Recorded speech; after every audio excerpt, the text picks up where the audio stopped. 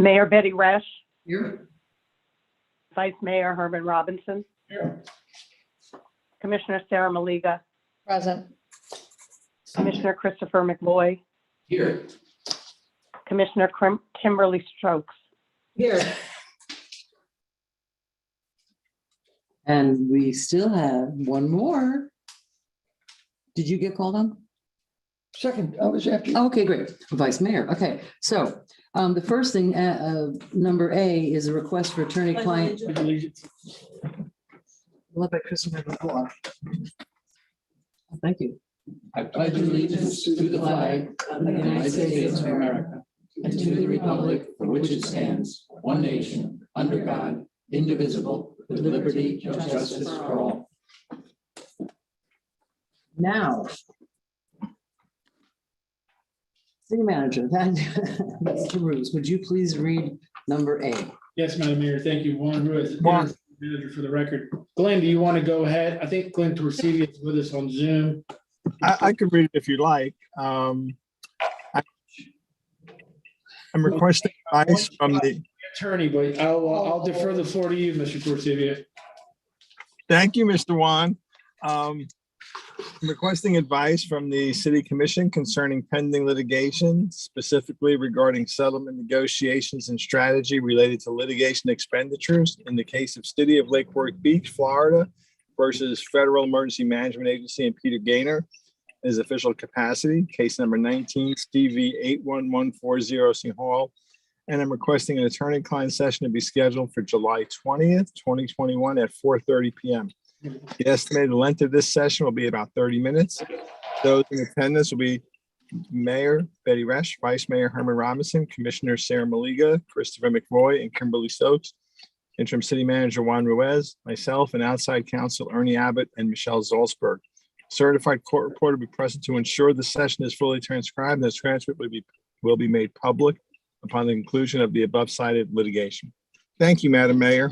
Thank you. Well done, sir. And I'll be there in about 15 minutes. All right then. Sure. All right, now we're on number B. Hang on, Madam Mayor, Yes. real quick, just for the city manager's knowledge, we have the shade meeting union negotiations that afternoon. Yes, Commissioner Maliga, we have July 20th is going to be a very busy day. But I just wanted to, Back to back to back. so it's going to be in between that and the special meeting, Yes, that 30-minute slot? And Okay. it may not take 30 minutes. Okay. you know, I think we're gonna make arrangements for food that day because of the. street meeting with the union with us starts at 3, Yes. and this is 3 to 4:30. So we got an hour and a half in there, Okay. and then we'll run from 4:30 meeting to the 5 workshop. We don't need food. It's fine. Coffee's good. Well, I was gonna say, well, let's talk about that for a minute because I think we should I'll sponsor dinner on that day. Sure. Let's do that. I'd like to circle it around. We'll talk about that later. But I'll volunteer right now to do that. Someone remind me. All right, now, item B. We have an overview of available resources by James E. Green, who is the Palm Beach County Community Services Director. So James is on, Introduce yourself. I'm sorry. I'm Jess Savage. I'm the city's strategic improvement project manager. And James is the director of community services. He is going to give an overview. I gave a hard copy for you guys. I also left, sorry to steal your thunder, James, but I did want them to have in-person flyers, the different flyers that they have. So there's some in-flyers that they are using motion awareness campaigns. And James is going to give an overview of some of the services that the county has that we have access to in light of some of the social concerns that we have pending the moratorium that are. So James is going to be doing the presentation and clicking through. So I'm not sure we see a picture of him, but behind the magic on the screen. All right, thank you. Mr. Green. All right, good evening, everyone. Hopefully you can hear me. Yes. Yep. Okay, very good. So I just want to say thank you for having me here to present to you again today. the county, on behalf of the Board of County Commissioners and our County Administrator, Virginia Baker, where we believe in collaboration and strong collaboration with our municipalities. And I want to do whatever we can to assist you as we look to assist our residents as well. So I'm going to begin by just sharing a little bit about the Community Services Department, and then I'll jump into the Emergency Rental Assistance Program and some of the parameters.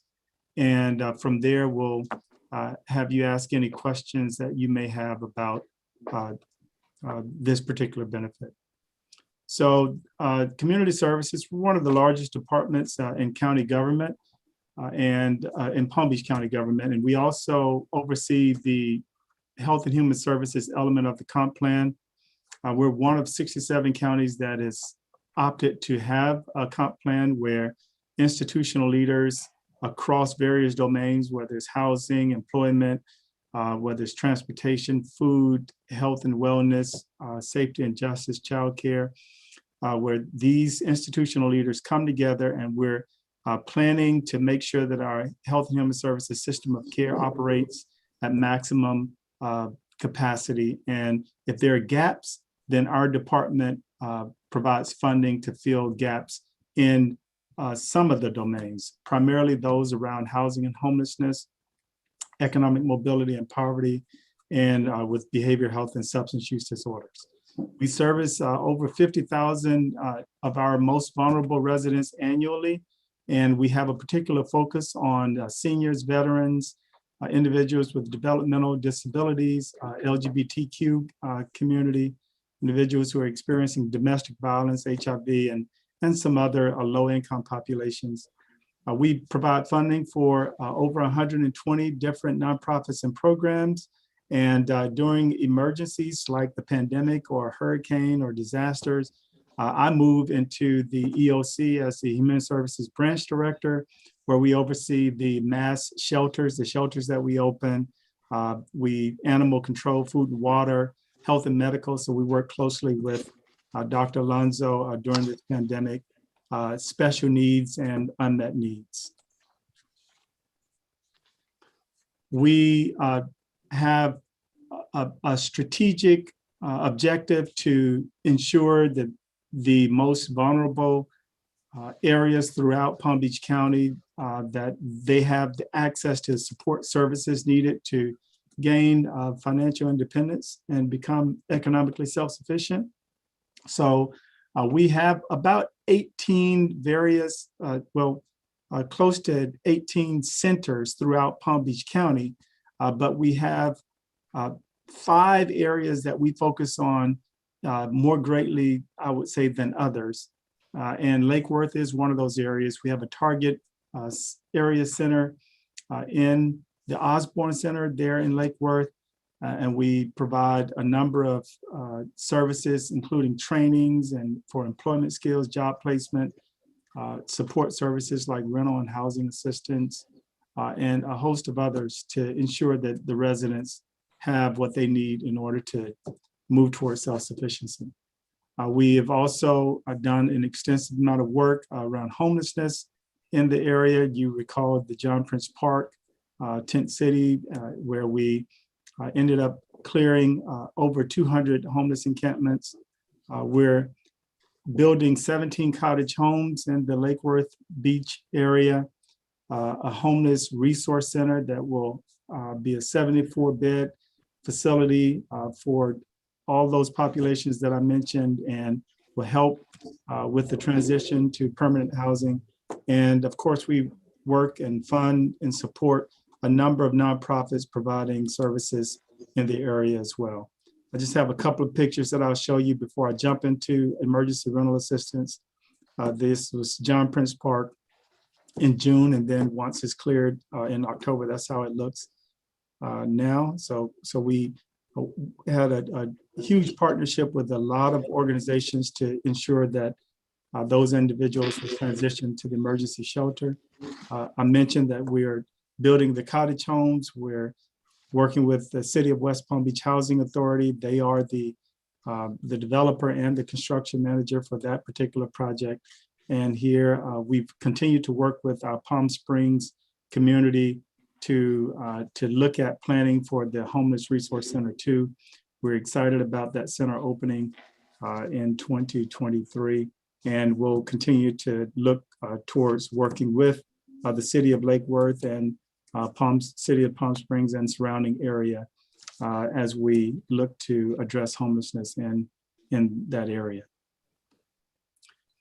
Just a quick review, we did quite a bit with the CARES Act funding. We were able to utilize that to distribute food cards to over 12,000 payments there for rent and utility assistance, more than 10,000 payments to households there. And we went back probably 4 or 5 times requesting additional funding for rental assistance to make sure that residents could be served through the CARES Act funding. So we originally started with a little bit less than $20 million and ended up spending close to $25 million through various initiatives. One initiative that I'll kind of elaborate on tonight is the Rapid Response Eviction Assistance Program, where we're working with the Legal Aid Society and the Florida Rural Legal Services to provide mediation through the courts to prevent individuals from being evicted. There you'll see we expended nearly $2 million and helped over 200 residents, 300 residents and with the CARES Act funding. And because of the program's success, we decided to continue it through the emergency rental assistance funding. Thus far, with the ERA or emergency rental assistance allocation, we have expended almost $16 million and helped over 4,700 households. We have a local allocation of about $45.2 million for these dollars. This does not include the American Rescue Plan dollars. We'll receive about $35 million for that. And then another allocation of around $13 million for special populations. Those dollars, we have until 2025 to expend those funds, but for the ERA dollars, we have until September the 30th to spend them, and we can request an additional 3 months if necessary. But they want to see that communities spend at least 65% of those dollars by September the 30th. The Treasury just released their first quarterly report. In Palm Beach County, we're leading the entire state in the number of dollars spent, the number of people served, and the percentage of the population served through ERA dollars. And so we've had a number of communities contacting us about ways that we're getting these funds out and helping individuals to prevent eviction. But we have a long ways to go. Some of the guidelines for ERA include you have to be a renter living in a residential dwelling. We've extended that to include individuals who are in hotels and individuals who are homeless, so we can assist them as well. We can also assist individuals or households who are at or below 80% of the area median income, and we're going to emphasize and prioritize those who are 30% and below. They have those two things that are met and they qualify for unemployment or experience some reduction of income, either directly or indirectly due to COVID, or they can demonstrate a risk of homelessness or housing instability, then they would be eligible for assistance through ERA. Another thing that I want to mention, and this doesn't seem to be showing up as good. There it is. A lot of people don't know what it means to be at or below 80% of the area median income. For a household of one, that means you can make up to $49,200. And for a household of four, that means that all of the adults in the household who are working can make up to $70,250. Combined.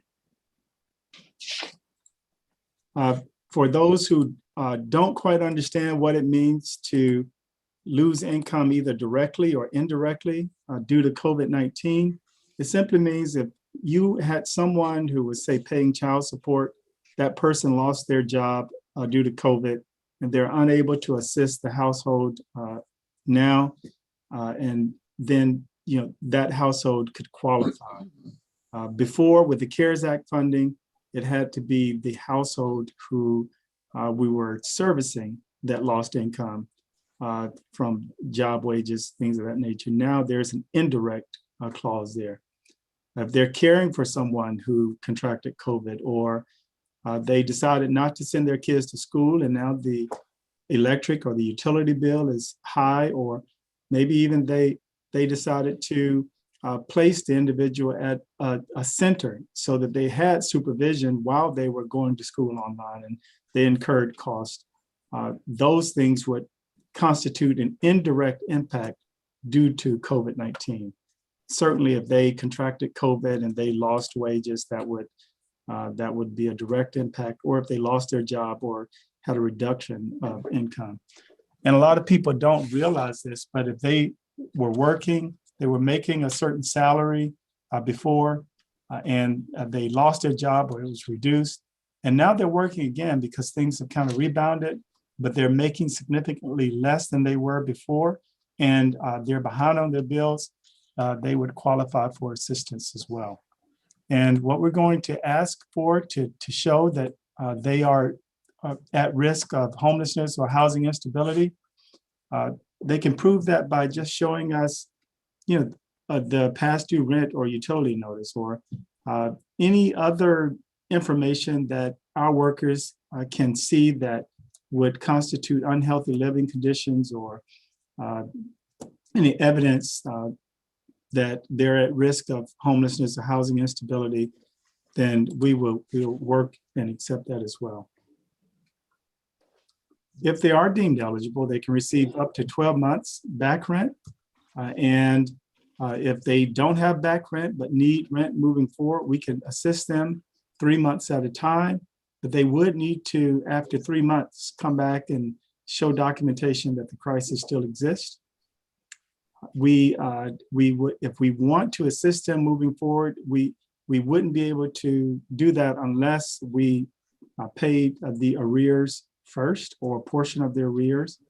And again, they can get up to 12 months total, whether that's all for back rent, or whether that's 6 months back rent, 6 months rent forward. And if we needed to, under extenuating circumstances, we can request an additional 3 months. So for a total of 15 months per household. At the current time, we don't have any income limits, or not income, but any limits on the amount that we can pay per month. And right now, the payments go directly to the property owners. So the property owners would need to agree to work with us, sign up as a vendor for the county, and we would process the payment and it'll go directly to them. With the American Rescue Plan, that won't necessarily be the case. The property owner chooses not to work with us, then we will then have the option of rendering the check directly to the tenant and going from there. And it's also important to note that we can assist with relocation. So if individuals are transitioning from a place because it's, the rent has gone up and they meet the qualifications, then we can assist with first, last, and security and helping them to relocate as long as they meet the eligibility guidelines. We're going to prioritize households, again, that are 30% below the area median income. We're going to prioritize households that have been evicted or have received a 3 to 5 day eviction notice. And if they've received an eviction notice through the courts, I'm going to show you how we're working with Legal Aid and Florida Rural Legal Services to assist those individuals. And of course, if individuals have been unemployed for more than 90 days, then the grant requires that we prioritize them as well. And we're simply going to ask for proof that they've been impacted either directly or indirectly due to COVID. We're going to ask for proof of them being at risk of homelessness or housing instability. We can accept wage documents, their 2020 income, what they filed on their taxes, or we can look at the past 2 months check stub, or if they have a determination letter through, say food stamps or another governmental entity that's assessed their household income, we can accept that as well. And of course, we would want to see a lease agreement, some type of agreement. If they're renting a room from an individual, we can accept an agreement, a written agreement between them and the person they're renting from. But we would also want to see where they've made past payments. It can be Cash App or anything. So it's somewhat loose, but we would want to see that they've been making payments to that property owner. And if they can apply for utility assistance as well. And we have funding available for utility assistance, even if they don't have a COVID-related crisis. There are multiple funding streams for that. So we'll look at an ID and social security card. And if they're undocumented, if we're talking about individuals who are undocumented, we work with Legal Aid Society. They have a pot of dollars that are utilized in order to provide services to that population. A couple of other things I'll mention, and then we'll get questions from you. You can view all of this information on our website, rentalassistancepbc.org. There are a number of locations. If you click on the in-person assistance tab, you'll see all of our county libraries where they can go in and they can actually get a live person to assist them. We work with a number of nonprofits that we're funding where they can get in-person assistance, and they can go into several of our centers in Lake Worth and in Riviera Beach and get in-person assistance, but it's by appointment only. So that information is found on our website.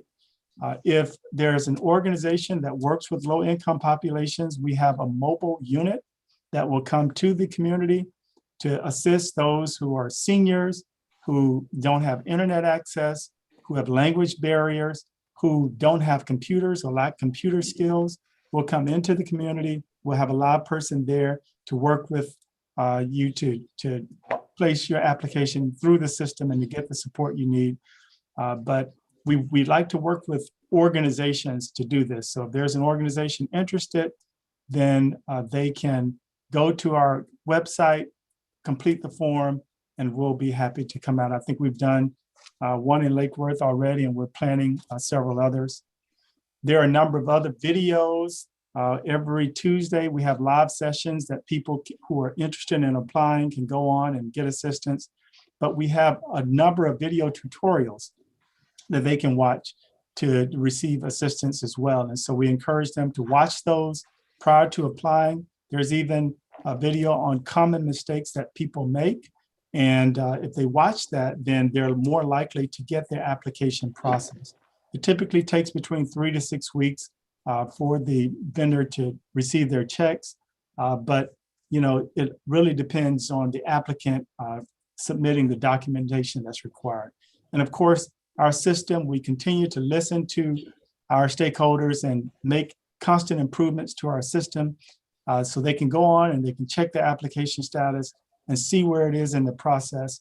And it makes it easy for them to resubmit documents that we've requested for them, and they can, if they're having technical issues or have questions that they need to ask, then they can go there and they can submit those in writing, and we'll have a live person standing by to answer those. And then again, I wanted to mention, we're working with the courts, and so Legal Aid and Florida Rural Legal Services, they Legal Aid went from one attorney processing these eviction type issues or cases to 6, and Florida Rural increased the number of individuals so that we can expand capacity. So we're working to determine what we can do through the courts to get more applications through, to have these hearings heard by more judges, and that is really important. A couple of things to note about this process. The first is when an individual gets a 3 to 5 day eviction notice. Oftentimes, if they don't go through our process and they don't get the services that they need as quickly as they need, they do need legal representation to kind of walk them through the process. Most tenants could benefit from that information, because if an eviction is filed through the courts, what the court will request is that they place the money in a registry so that the case is heard. And if the money is not in a registry, then it becomes more difficult for the tenant to be successful with that case. But with legal aid, what they'll do is they may have an option to file a determination for the amount that's owed, which is kind of somewhat of an end around, so that tenants won't have to come up with those dollars, and that better positions them to successfully argue their case. But in any event, once it goes to the court, they are able then to, legal aid and Florida rule will set hearings, and they'll work with the tenant and the property owner to look at their case and to ensure that if it is COVID related, that the property owner is made whole based on the amount that's negotiated. And from there, they'll receive the payment, and hopefully the tenant will remain in the property. Property owners are not able to evict them for the months that we've assisted them with. And so thus far, that program has been very successful. But there are quite a few individuals who are going through, maybe they received an eviction notice, 3 to 5 day notice, and they don't quite know what their rights are. And there are individuals who even received a court notice and they don't have the funds to pay, and they could benefit from having legal representation to inform them about their options. And legal aid can speak to whether or not they have the capacity to work with the individuals who are they're mediating cases for, and those who may not be at that stage and would be in need of additional information. They can speak more to whether or not they are adequately positioned to handle that demand. So with that, I'll pause and answer any questions that you may have. I'm leaving our contact information on the screen. If individuals who are watching this presentation know of someone that needs assistance, here's the website and the email and the phone number that they can call.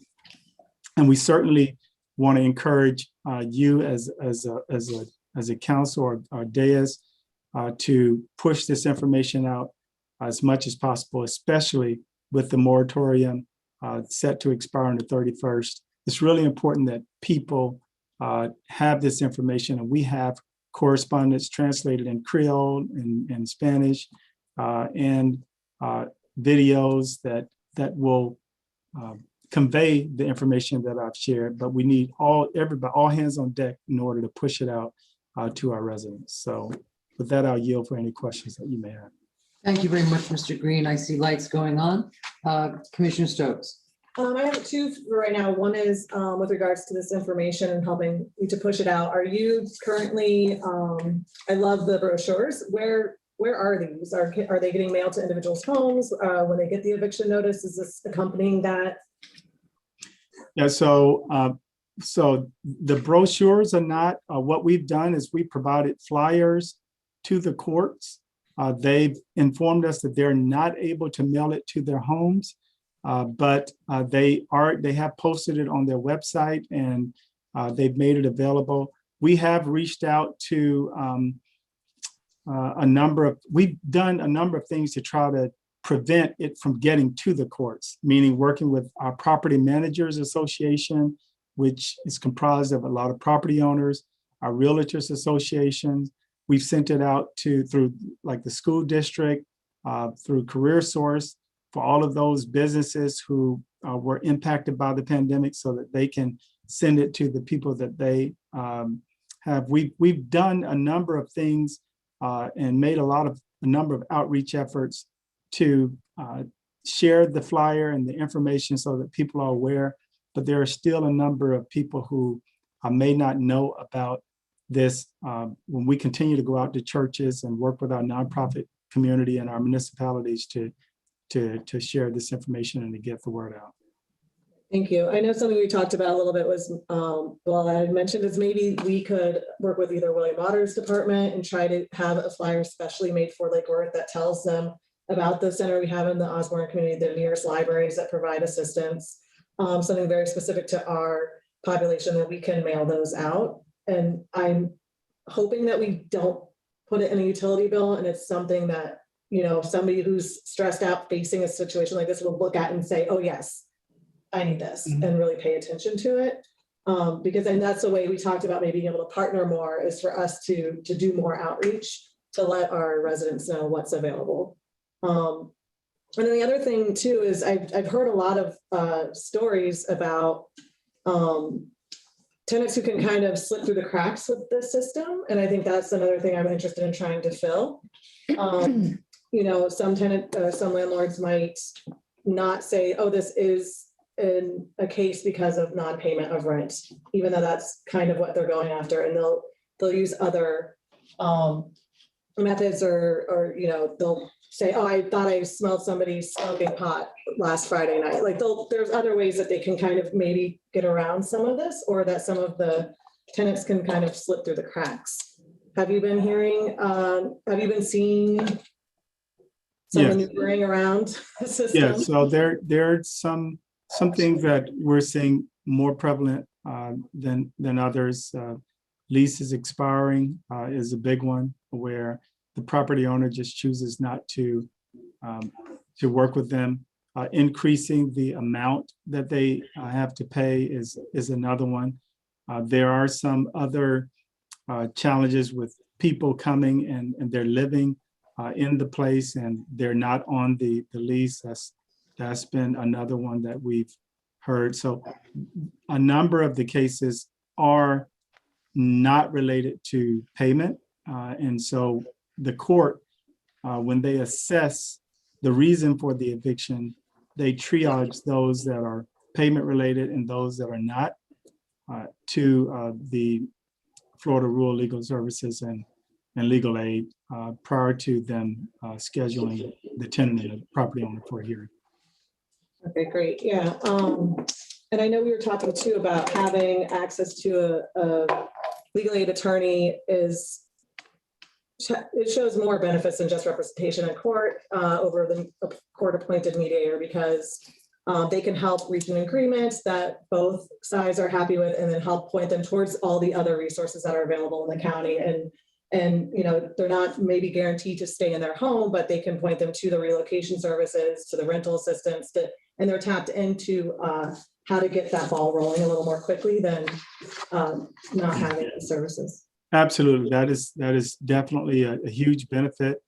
Legal aid, they've worked with us on a number of programs before, so they're aware of the eligibility requirements. They are aware of the community resources and the partners that we're working with. They can either put the application in the system on behalf of the tenant, or they can assist the tenant in placing the application in the system. And of course, we look to expedite the payments so the property owners are able to get paid faster through this process. So there are a number of reasons why the process that we put in place is better than any short mediation that takes place during regular evictions. Thank you. Commissioners Maliga. Thank you. First, I want to say thank you for everything that you guys do. A couple concerns I have is, the first is the location of the cottages that you're building. Where is that? I didn't see that in the slide. I don't know if you are aware of the old tax collector's office. I think it's around on Military. So there's some land that's already platted there. And so the cottage homes project is one that will complement the homes that are in the surrounding area there. So that's not Lake Worth Beach, so that's unincorporated Lake Worth, okay. One of the things that I'm a little concerned about when I look at the numbers of the money that's been spent, when you look at the money that's been spent on legal aid, the average is double of what has been spent per person on rent. The average rent is $3,637, but yet the average legal bill is $6,921. And that concerns me. That's something that I don't want to emulate with our program if we move forward. The average food bill was $118. And I mean, I know lawyers need to get paid, but to me, that just seems exuberant when we're trying to really help people. It seems like we're helping the legal system more than we are helping the people. My other concern is that the wording Palm Beach County tenant really isn't a Palm Beach County tenant because you want social security cards, you want picture ID. So that takes out my non-documented, my non-US citizens, and there's no hope for homeowners in this program. Homeowners are facing foreclosure as much as tenants are facing, eviction. So I would just hope that, and I'm talking more, I guess, to my body and my counterparts, that we really need to focus more on offsetting what this program's not doing maybe, and focusing more on what we can do to balance the scales, because right now I don't see that this is real balanced. I see that this is for people who are renters, who are documented and who fall in a certain financial category, but there are so many more people who were affected by COVID. And I just want us to be mindful that we don't want to leave those people out and those residents out. And I'm hoping that we can find a way to, I know that there are certain circumstances and regulations that we have to follow when it comes to this money from ARPA. But I really don't want us to overlook some of the things that, I don't want to spend double the money on legal aid that we would spend on helping people with rent. I just don't think that there's a justice there. Thank you. Thank you. I have a few questions myself. Thank you, Commissioner Liga. These are ARPA funds that we're talking about? No, these are not ARPA funds. There is the federal government allocated $21.5 billion towards mortgage assistance, rental assistance in ARPA funds, but we have not, we're not discussing that with this allocation, and there will be likely funding available for mortgage assistance through ARPA. That is administered through the Department of Housing and Economic Sustainability, not through Community Services. Okay, thank you. It says strategically place a target area center in Lake Worth Beach, the Osborne Center. Is that the Osborne Community Center? Yes. So we're giving you space to do your program there? Yes. My next question is, I have the same question as Commissioner Maliga. If you own, there's no help here for people that are getting behind in their mortgages, correct? The county does, yes, the Department of Housing and Economic Sustainability does have mortgage assistance.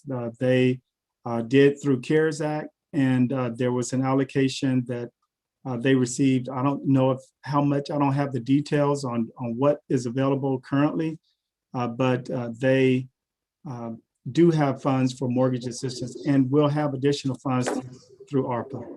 Okay, but this, the hard copy that we have and the flyers only talk about rental assistance. So if I was an owner behind in my mortgage, I wouldn't know that there's any help for me. How is that being disseminated? Well, I mean, that department has utilized a number of strategies. I have to let them talk about that. But we're sending, the county sends information out through various media channels regarding the assistance that's available. I'm only sharing information that's within my purview, but I do know, in fact, that information is available and has been shared. So what department would that be? That would be Housing and Economic Sustainability. Okay. So is the documentation for utility bills the same as the documentation for rent assistance? Yes, it's pretty much the same. You still need a lease and a couple of other things, but they're generally the same in terms of meeting the basic eligibility criteria.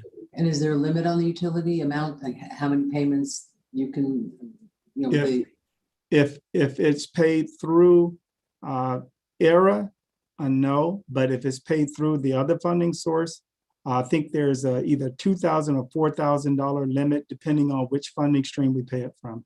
Okay, and my last question is, I notice on the your checklist that you have out, the second question is, it states the tenant is not renting their family's home with a mortgage, question mark.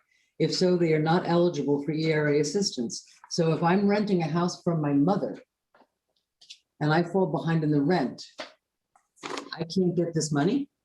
No, that is not the case. And I just take a look at the checklist that you're looking at. I just want to I have to take a review of that, but if Just the tenant, ERA reviewer and supervisor checklist. oh, okay. No, if a tenant is renting from a family member or whomever, and they can produce some type of leasing agreement between those parties, and they can show that they've made payments to those parties in the past, then there's a provision where we can utilize ARPA dollars to assist them. Well, then I would ask you to look at this questionnaire because it clearly states the tenant is not renting. If so, they are not eligible for ERA assistance. So please take a look at that because I have my own personal experience with my own family that actually happened. Okay. That my mother was renting from my grandmother and we were denied any assistance. It's a long It says time. the tenant is not renting their family's home. Right.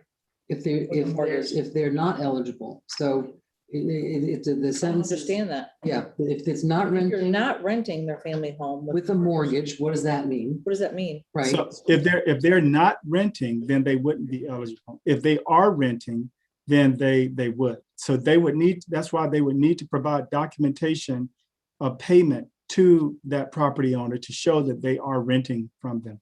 If they're living there and not paying rent. Well, I understand. I mean, that's how he's explaining it, but I tell It you, doesn't read that way. that's not the way it reads, and that would be very, if I was renting from my mother, I would think I'm not eligible. So maybe that, I mean, language is important, and this is people at risk and people under stress. Okay. And I would just ask that somehow be made clear, because as it looks right there, it looks like you wouldn't be eligible. Anything else?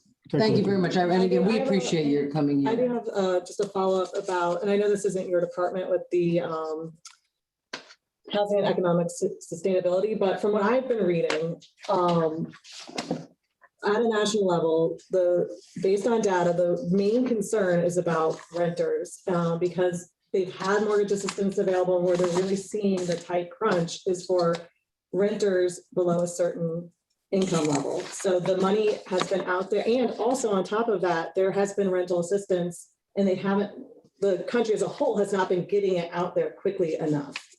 And so I just don't want to, if you can speak a little bit to the, I know this is your department, so you're focused on rentals over homeowners, but have you seen that the need has been and the demand has been much higher for rental assistance to renters versus homeowners? I've seen, anecdotally, I've heard that the demand is high on both ends. I'm just not processing mortgage assistance payments, so I can't speak to that. But there's a demand for both rental and mortgage assistance.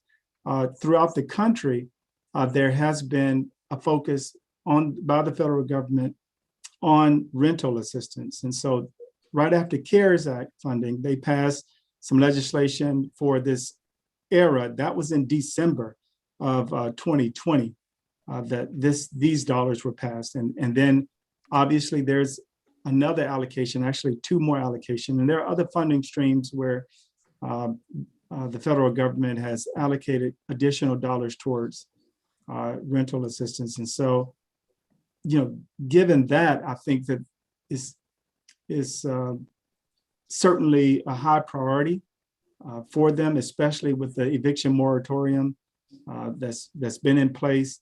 They really want to make sure that our renters have the funding and resources needed in order to prevent them from moving into the homeless system. Okay, thank you. I think it would be worth following up with the other department and trying to also get the word out to homeowners as well. Yeah. I mean, I know our renters and our low-income people are especially vulnerable. So there's no need to not take both into consideration, but I'd hate for us to say we don't want to do anything for our renters until we get everything figured out for our homeowners. Thank you. And Commissioner Robinson, I see your lights on. Yeah, thank you and the county for the program that you're running, Mr. Green. You've obviously put a lot of work into this. Thank you very, very much. The agencies you said you're working with in Lake Worth, you didn't mention them though. Which ones are they? It's on. Yeah, it should be there. So we're working with the Farm Worker Coordinating Council. We're working with the Guatemalan Mayan Center. And that's it. We work with Caridad, and there are some other organizations like Found Care, Genesis. They work with certain populations throughout the county. Now, some of them have housing assistance through other streams and may not be contracted directly through ARPA dollars to provide assistance. And some of them we might just work with in for other services like community health workers. We had a big push during the COVID to get information out and resources out from organizations that provide health services. And so we work with them on various in various capacities. Is there any interest in banks participating in help? How are we addressing the banks in this crisis? Are they participating in any way? Are they making adjustments on mortgages? Is there any pressure on the banking industry to help with this situation? So I am aware of some legislation that passed by the federal government that gave banks the kind of latitude to make adjustments to people's mortgage to be a little bit more forgiving and give them more time. And the Housing and Economic Sustainability Department, they work with a number of banks on these types of issues. So I can't speak in detail about how that working relationship takes place, but I can say that it is something that they do. But they're given the latitude to help. Is that what you're saying? Not direction? So there's coordination, meaning prior to getting assistance through the county, the county wants to make sure that those provisions with the banks have been made and that they're almost like a pair of last resort, if you will. And so there's that level of coordination that takes place to ensure that homeowners understand what's available to them. So just information, there's no timeline legislation that would require them to extend the mortgages or make any modifications in their payments for mortgage? At a federal level, I believe there was some legislation that passed when the CARES Act was funded, but that's not an area that I can speak to that I've explored, but I can certainly get back with you with that information. Banks rule. I'm sorry to say. The idea of paying attorneys versus a mediator is a little less expensive. And would a mediator then meet with the tenant and the landlord on a case by case, in one meeting to make sure everybody understands? So this would be at no cost to the tenant. So whereas they may be required to, but I don't think some of the court mediators that they had to pay for those either. Those were supplied by the court. So, but there wouldn't be a cost to the tenant to have their case mediated by legal aid or Florida Rural Legal Services. With the assistance of counsel. Right. mediate, go to mediation with a lawyer so that, and I'm just gonna butt in here. As is my, Always have to get the lawyers involved, but I'm just wondering to be expedite the solution. Can the landlord show up to a mediation with a lawyer? and Oh, the tenant's absolutely. there without a lawyer. That's not an That's even not playing field. mediation. That is a mediation. Well, no, a mediator is between, correct me if I'm wrong, but a mediator,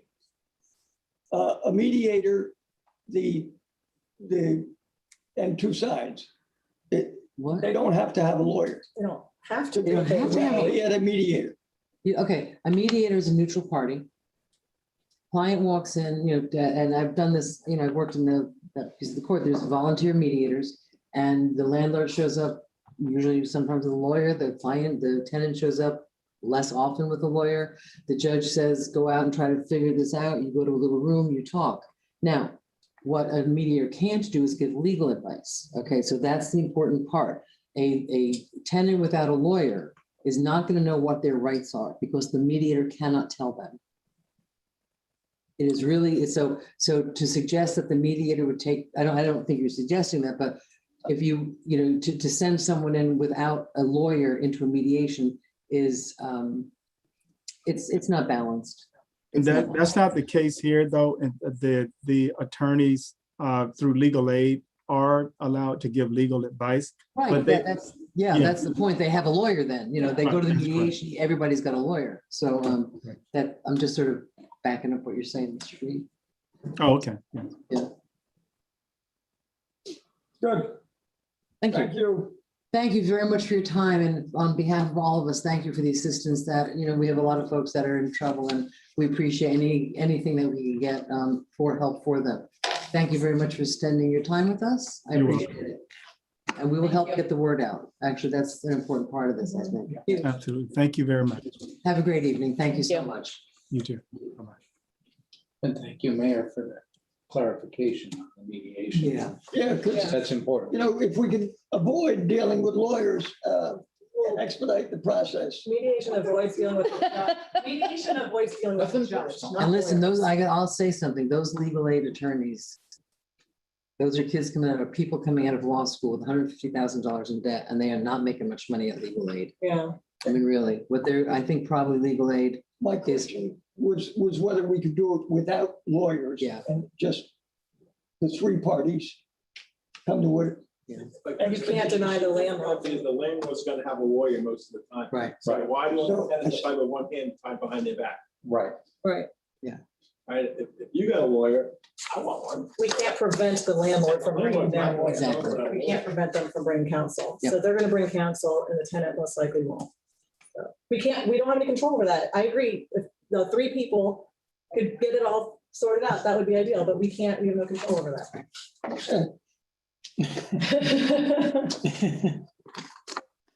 We'll do a couple of lawyers. Yeah. they're like- I'll tell you. Chutzpah. Shakespeare, I was just, what I was gonna ask you, Mr. Shakespeare, if that was your, first we shoot the lawyers. first thing we do is we kill all the lawyers. That leads to anarchy. And that leads to anarchy. Oh, that No, word. don't say that word. Don't How say about that just word. gun control? So are you doing public comment, Minnie? Well, the one public comment I have is from Tammy Panza, and it's about the ARPA funds really, but it's about landlord tenants. So I was thinking, which one should I read it? If she's expecting to be heard during the ARPA funds, I think we'll just hold off at that point. Mr. O'Mara?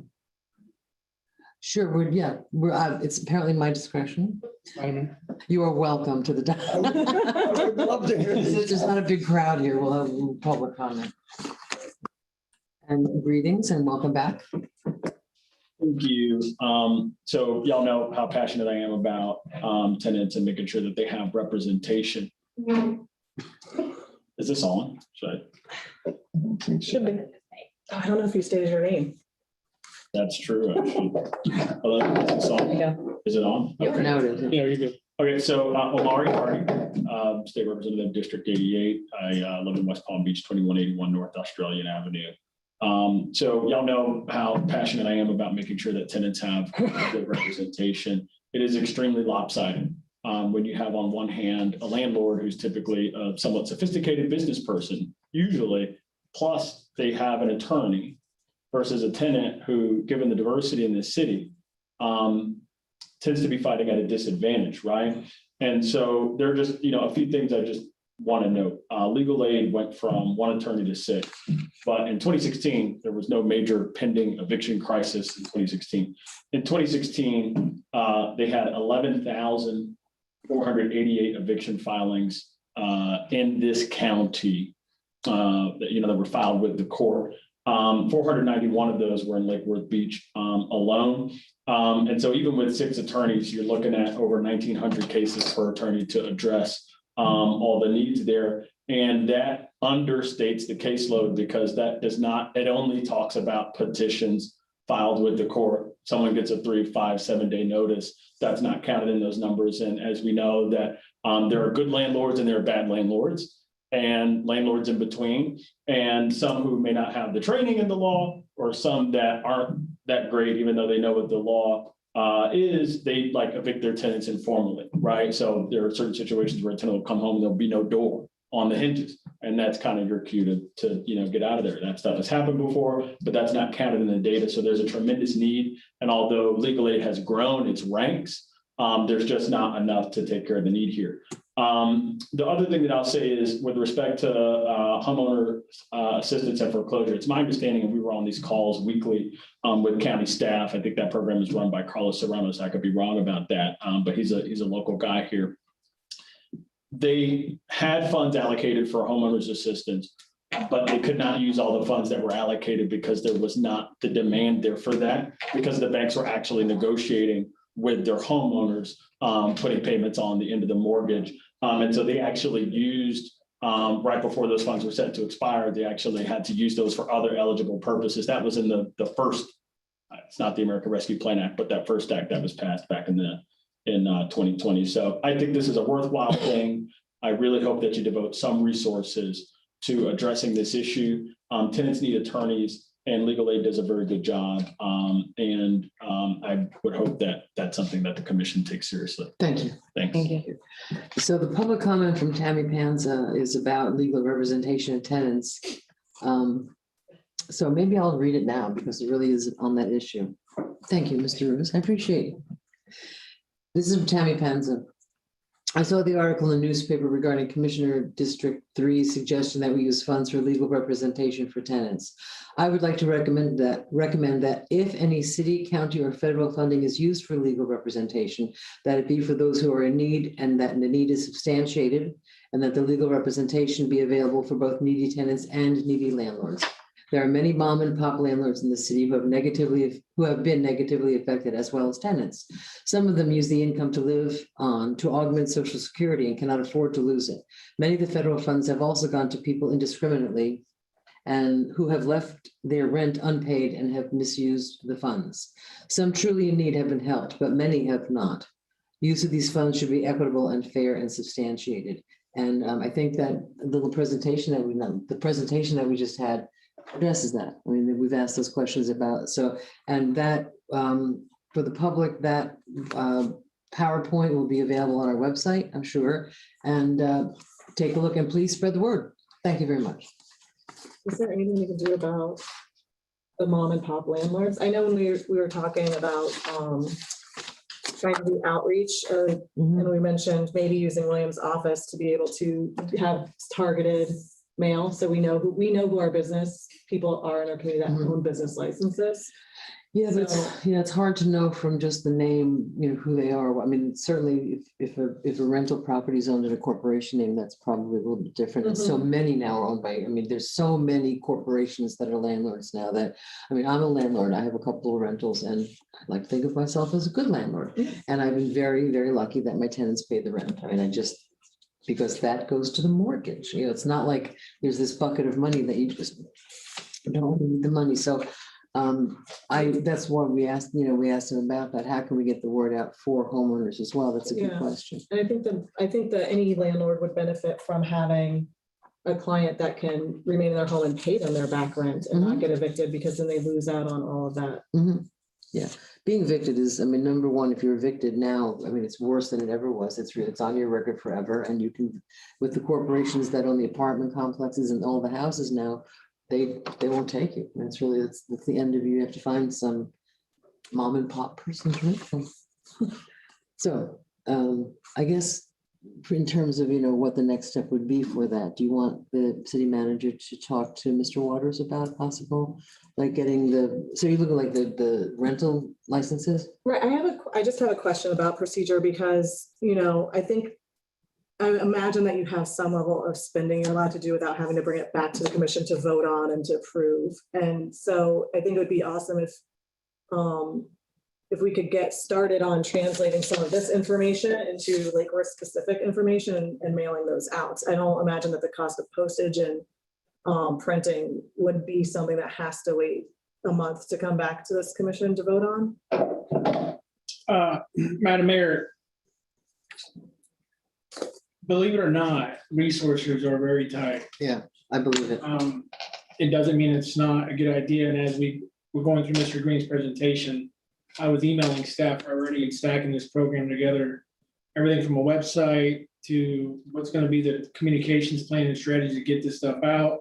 What are we going to use to partner with? What's going to be original content and whatnot. So as we build the projects, I'm going to have to come back and ask for resources. I mean, there's a threshold of spending of 50,000 or less, administratively we can do, but at the end of the day, none of this is budgeted for. Right. And the subsequent presentation that we'll get into in a minute is getting the commission to hone down to a project strategy so that we can get prioritization on what you want to spend on, what are the programs going to be, and then we can start to kind of get an idea of what the playing field is going to be for us. So there's a lot of ancillary efforts that we can do that do not cost a lot of money, starting to design some flyers and whatnot. But believe it or not, these mailings and postings are expensive, especially when you start to create things in trilingual.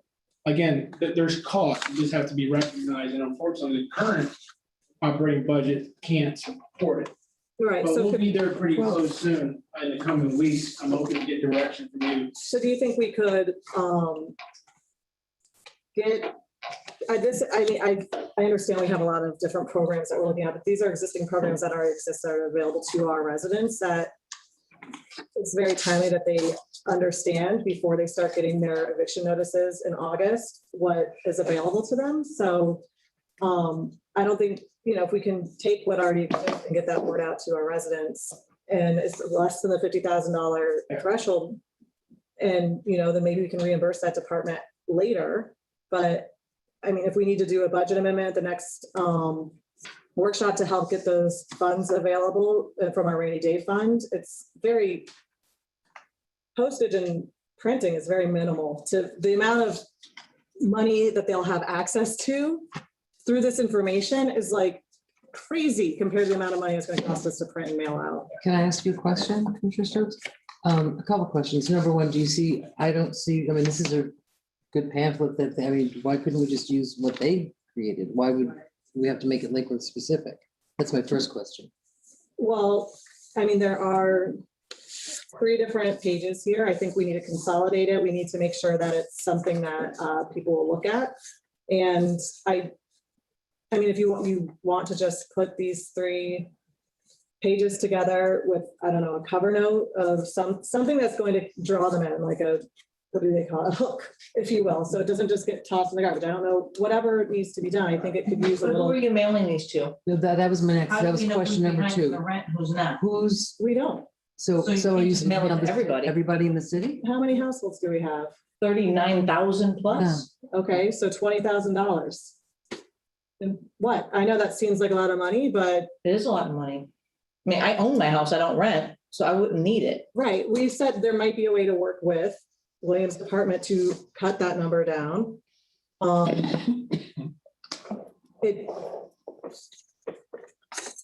I'm not for wasteful spending, but I am for catching a wide net with something that's important and getting people access to. So you're suggesting that making it small, we have this, I guess we could get copies of this, mail these out to every address in the city? If we can narrow it down, that would be ideal. If not, I'm happier casting a wider net.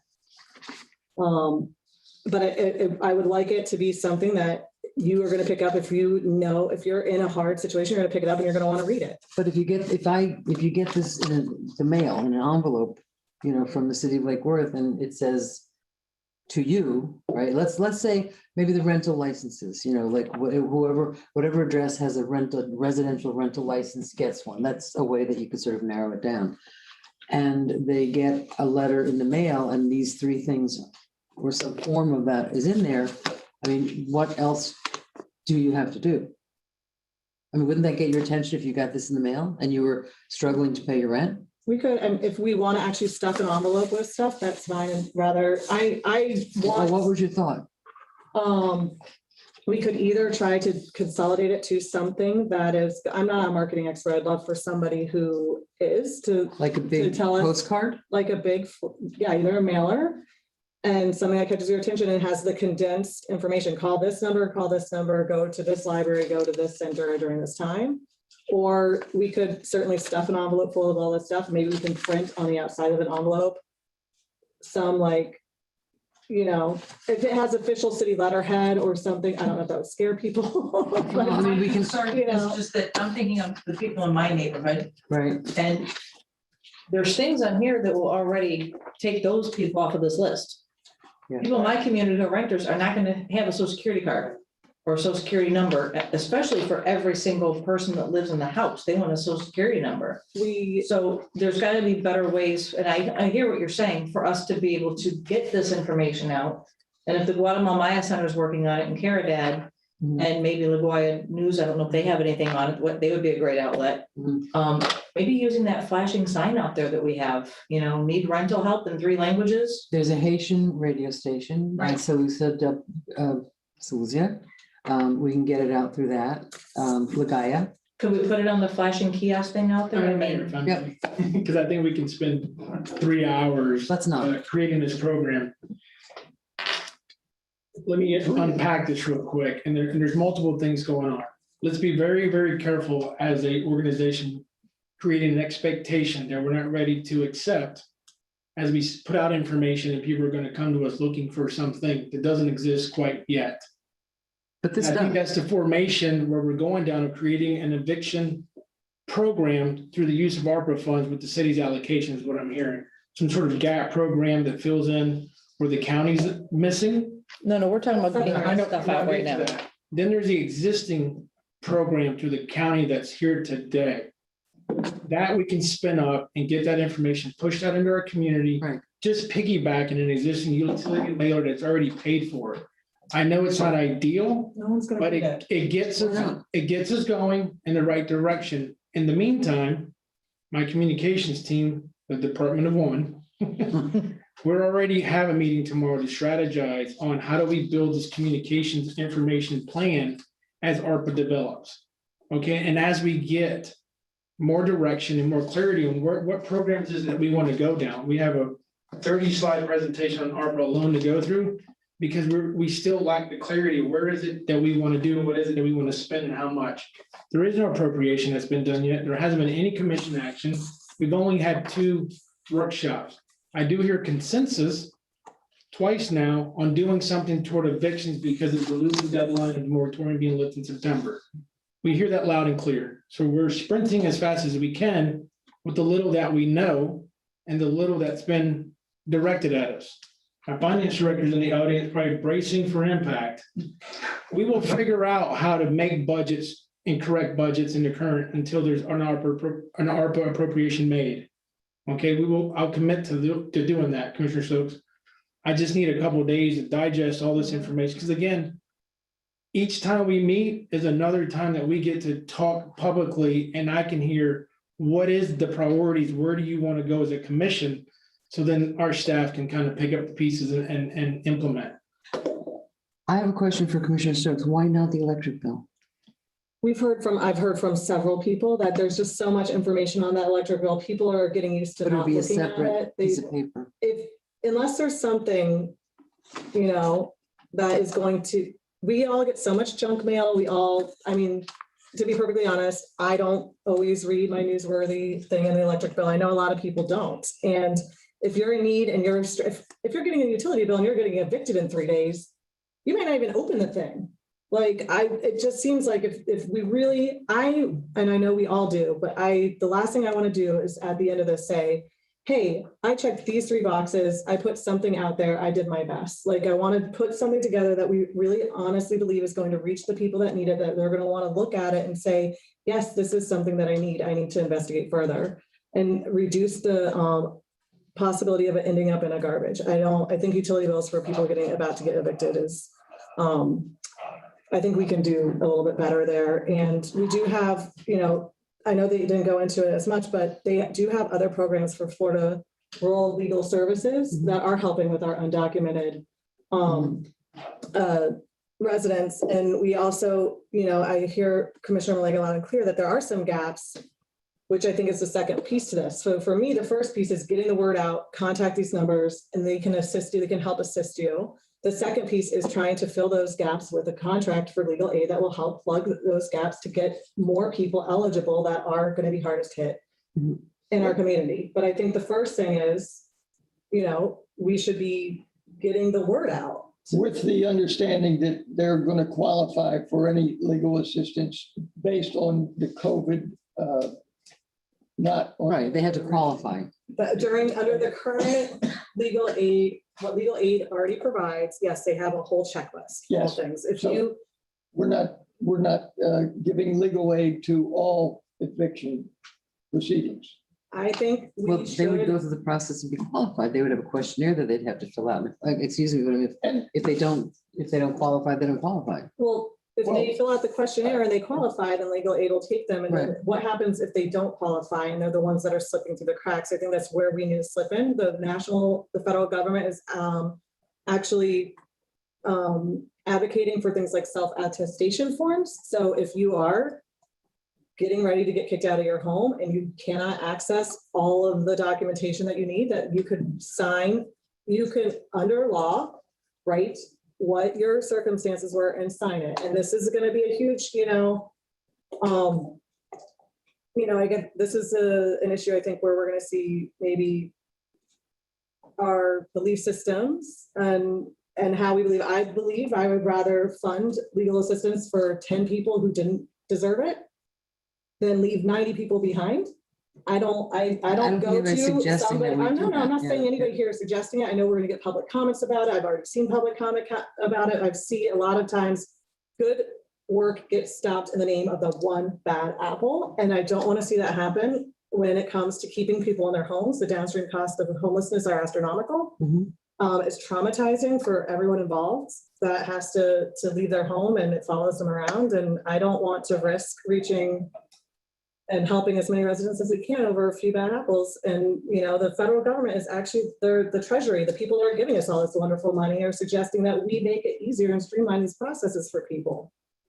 And I'm not trying to create more hoops for them to jump through. And that's something that, when our city attorney and I have been talking about a contract with legal aid. Hopefully, I know I asked for it to be put on the next agenda last Friday. And hopefully we can come back with something that you all want to vote for. If not, then we vote against it. And I think with the ARPA money, we're going to be talking more about that tonight. That's part of all. It's part of a bigger package. The utility bills don't indicate any eviction. The utility bills are still being paid even though you're being evicted. Is there any way to track the evictions? The licensing? Not that way, no. The licensing is the key. I think we can use the courts, right, but only after the eviction paperwork's been filed. I don't know, there might. Yeah. But if you're going to notify all the license holders. Commissioner McVoy, I see you like that. Thank you. I think some of what Commissioner Stokes is alluding to, that there's 2 pieces, if I understand it correctly. One is what we do a little bit later on with using the ARPA money to set up an eviction program through legal aid or whatever. I'm hearing a sense of urgency from her that let's get out ahead of the expiration of the eviction moratorium.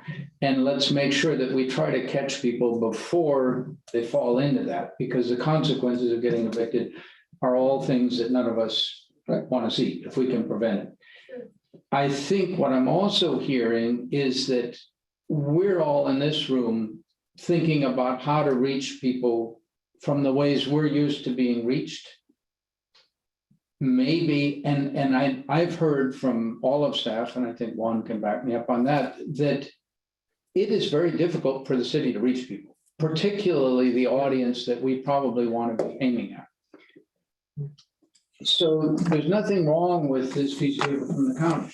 It's fine, but it probably isn't going to reach the people we want to reach, even if we send it out the way it is. And my suggestion would be, maybe rather than doing sort of the same thing, because we've had this challenge, and I think Jessica can say, that when we were trying to do the census things, it's darn hard to get to certain groups. Right.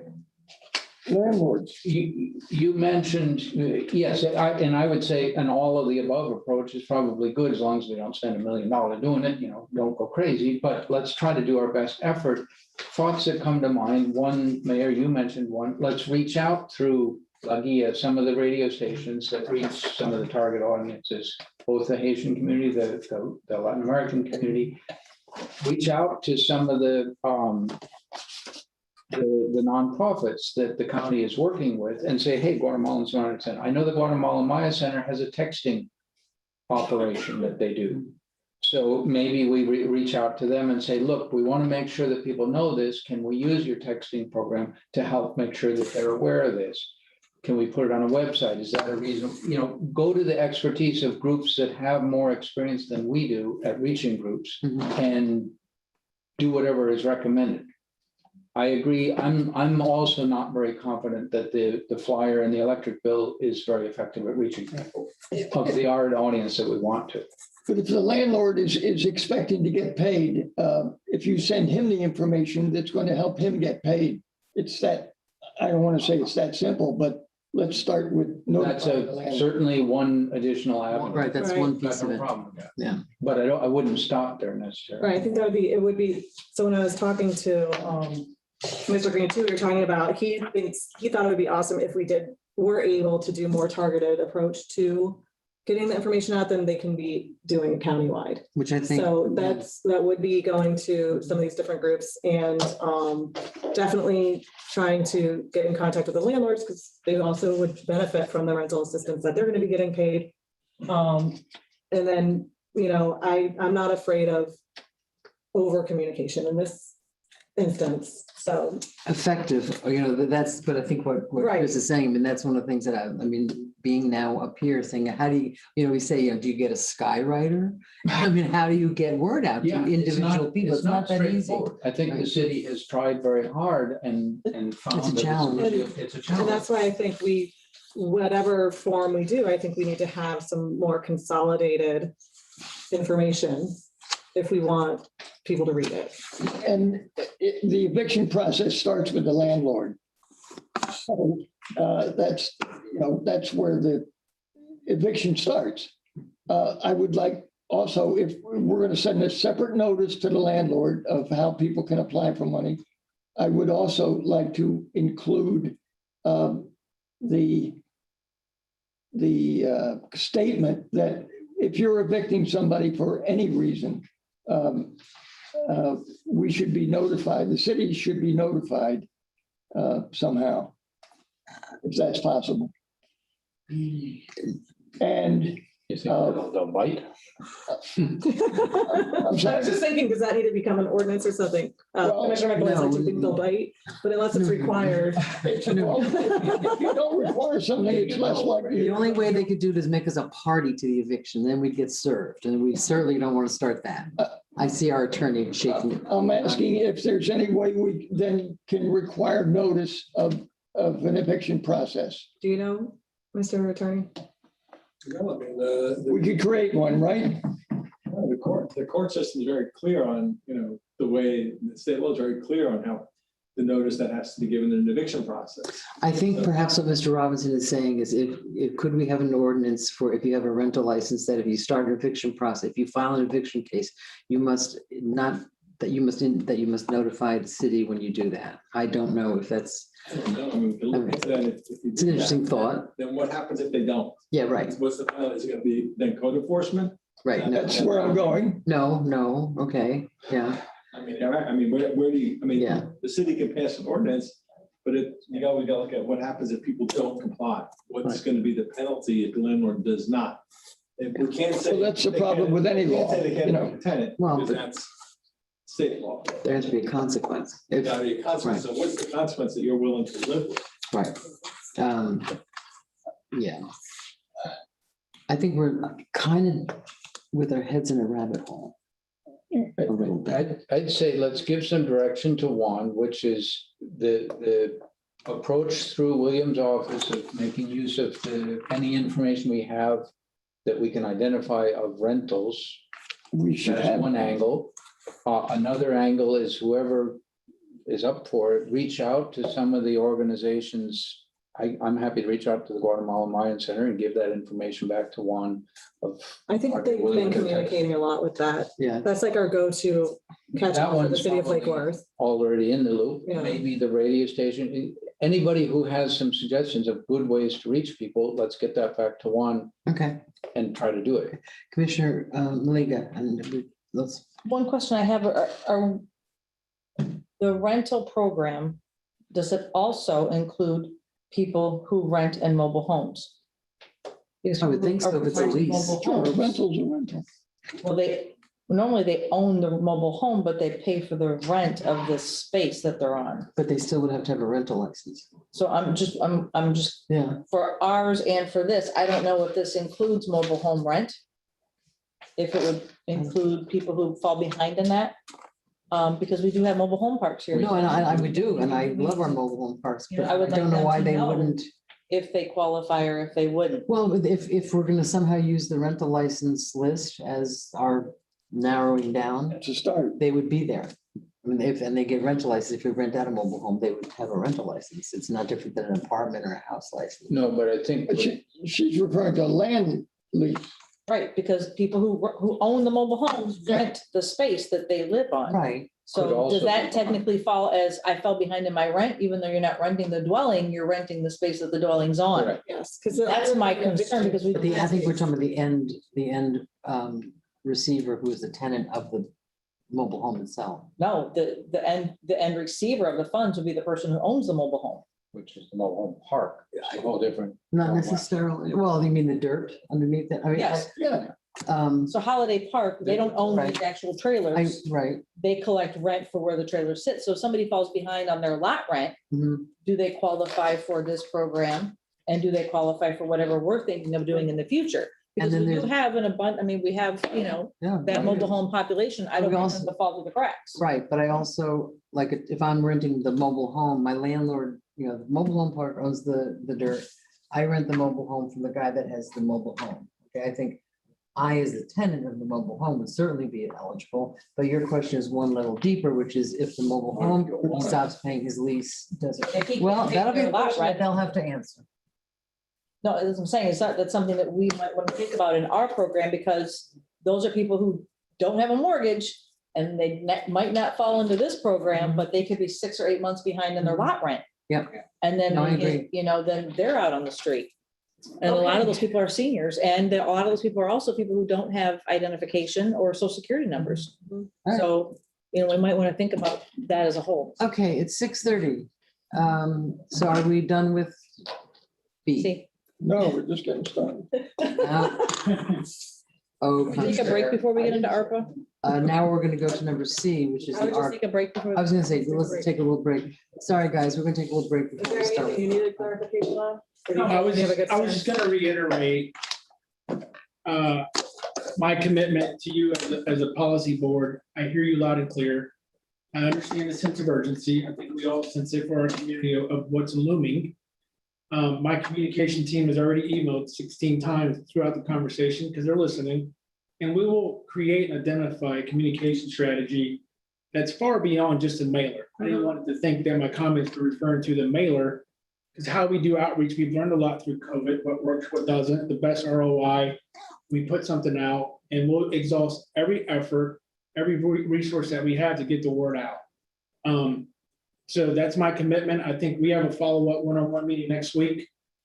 I think you're out Friday, but Tuesday, I'll have a lot packaged by then as an idea, so you can participate and give us some feedback as well from the standpoint of an elected. And then we'll go from there. And then we'll learn more tonight through the ARPA presentation as well. And you'll start to understand why it's going to be important for us to start honing this conversation down. 16 million in this community can be spent a lot of different ways and have a lot of different types of ROIs. So we need a plan. Okay. So that was it. Thank you. Thank you.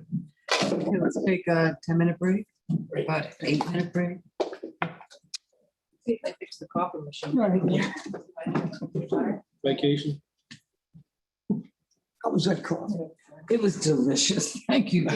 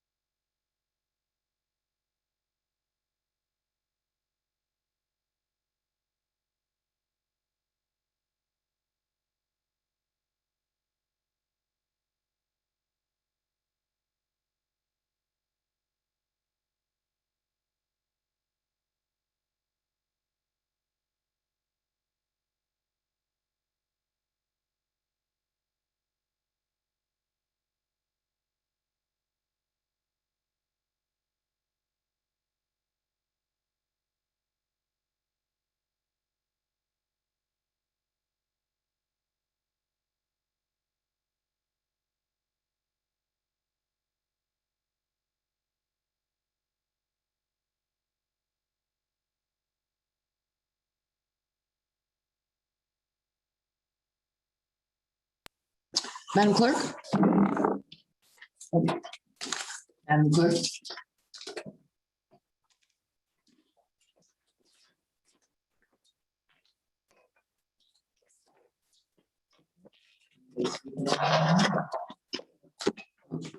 Still going. Keith, are you ready to start the meeting again? Yeah, You're live. Okay, thank you, Keith. Okay, thank Madam you. Mayor. Okay, just to begin with, I had a conversation during our break with Mr. Tresivia, and he offered, and we discussed it, that he's gonna go back to his office and listen to us on Zoom, but he's not gonna charge us. So we saved a little money tonight. So we lawyers worked it out. So he's listening, but he didn't really feel like this was something. Let's try this mediator. Sorry? Mediator rates. No, we're getting free time. Doesn't happen that often. Okay, thank you. We are back in on the record with the ARPA funds. We're getting an update from staff, I believe. Yes, Madam Mayor. Okay, thank you. Well, anytime you want to start, we are here to listen. Thank you, Madam Mayor. Just a quick introduction, and I'll make it brief because there's several slides to go through, but I want to thank on the screen who's going to be talking you through this ARPA presentation is Joe Mason and Kyle Lax, who are actually Davenport, who are our financial advisors. I think we've all met them on a Zoom, talking with our pension obligation conversations last week. And also in attendance will be Nick Weber and Skip Stitt with Fagery. And Fagery and Davenport are very familiar with the city as they were involved in our bond issuance last year.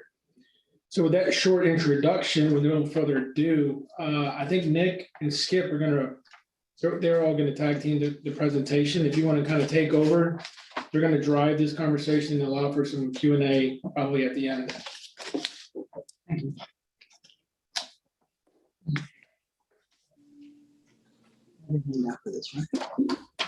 Okay, Nick, this is Joe Mason with Davenport. Why don't I get us started for this first part and then turn it over to you for the bulk of the presentation? Does that work?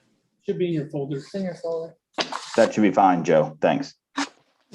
Okay, hopefully everybody on the dais can hear me. Yep. Great. Well, again, I'm Joe Mason with Davenport and Company, and along with my Davenport colleague Kyle Laux, we have the great privilege of serving Lake Worth Beach as your financial advisor.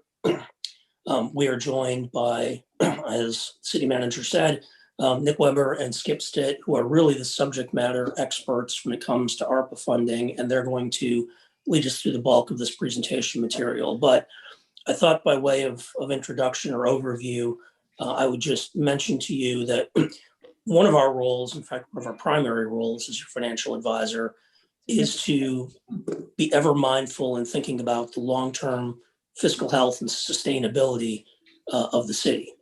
And so if you would flip to the first page, Nick, as we think about the 16 million in ARPA dollars that are coming your way, some of it in the next few weeks, hopefully the balance by design 12 months later, coming on the heels of the CARES Act monies that you received. And I thought that presentation by Mr. Green was very helpful. And the fact that we've got additional funding that is under consideration now in Congress for things like infrastructure, both physical and human. Although, any and all of that is to be determined. We want to give you, as part of our goal this evening, a little bit of a structure or a framework just to how to think about these windfall resources. These are unprecedented levels of dollars that could be coming to the city, and they present a unique set of opportunities to make some transformational decisions. But as your financial advisor, one of our North Star, if you will, again, is going back to the sustainability piece. We want you to make the funding and policy decisions that you as an elected body wish to make. We want to help you think about which of those are sustainable and which of them promote the financial health of the community in future years. And for us, that sort of starts with thinking about financial policy guidelines. So specifically, if you flip the slide, financial policy guidelines are a tool that, if implemented and followed, they can help you make good strategic decisions over time, even as as your commission turns over, even as staff turns over, if you've got those best practices in place, it tends to promote stability and sustainability over time. So we're going to tell you what we're thinking about in terms of financial policy guidelines. Kyle's going to do that here in just a second. But we want to emphasize for openers that we view this initial conversation with you about ARPA as sort of an opener and one that we hope to continue to engage with you in a dialogue on over the weeks and months to come with support from city staff and both Davenport and Favorite Drinker. So Kyle, do you want to walk us through the one or two quick slides on financial policies? Yep. Interrupt really quick. I'm sorry. Sure. Madam Mayor, if I may. Yes. Sorry, Kyle. And I just want to add to that, Joe, thank you for the intro, is we received word on Monday from the U.S. Treasury that they are now engaging the state to begin the process for all non-entitled cities to start getting their first tranche allocation of funds. So the timing of this and that announcement is kind of aligning us, or our timing is good. It said weeks, fingers crossed, sooner than later. But this stuff will all, again, like I said, time is good. Nick, I think Nick, you were going. Yep, and Juan, this is Kyle. I'll jump in here just for a slide or two, and then I'll hand it over to Nick to run from there. So Nick, I think if you maybe flip this page for us. There you go, thank you. So to pick up on what Joe was talking about in terms of financial policies, and for those of you, we've talked on the pension funding side of things, and now we're obviously talking about a very large and likely transformational amount of dollars in terms of ARPA funding. And so I think from Joe and my perspective, even before we get into the details on ARPA and let Skip and Nick educate you on all the various things that may be potentially used for, we want to just set out for you what we'd like to see as a recommendation to you along with staff, which as you're working through a number of these very large financial decisions, if you will, whether it's pensions or it's ARPA, all moving toward your 2022 budget, to also put into this conversation an update to your existing financial policies. You have existing financial policies. We've seen those. Frankly, they're open-ended, it's put there on the page. And we think, given all the opportunities you have, it would be a good idea, for lack of a better term, a strong recommendation of ours, that we update those, we bring them forward, recognizing where Lake Worth Beach is now, to Joe's point earlier, making sure we're keeping an eye on the fiscal sustainability of the city for years and years to come. So the goal of all that is to have this before you as you are working towards the adoption of the 2022 budget. Budget planning time is often a good time to be working through financial policies like that. It gives you a good guidepost and roadmap as you're dealing with all these various decisions, both for you and ultimately for your constituents, to see, okay, how is it that we're managing the city responsibly? So I think, Nick, if you flip the page, so we'll have a variety of more specific recommendations for you, but I think for the evening, we just want to bring up a couple topic areas, introduce them to you, and then welcome the opportunity to bring back some more specifics. But amongst the most important financial policy that any local government is going to have, whether it's Lake Worth Beach or it's Palm Beach County or any city or county across the state, are those related to your fund balance. So we list that at the top of the page here. You have an existing, again, fund balance policy that is very open-ended. And so what we'd like to do is make some recommendations to you as to what the appropriate minimum level of fund balance would be. Again, with an eye towards financial and fiscal sustainability into the future. Likely think about a budget stabilization policy, capital reserve. There will be some specific elements that I won't go into in great detail tonight, but all with the intent of again, shoring up and making sure that the existing foundation you have financially continues into the future.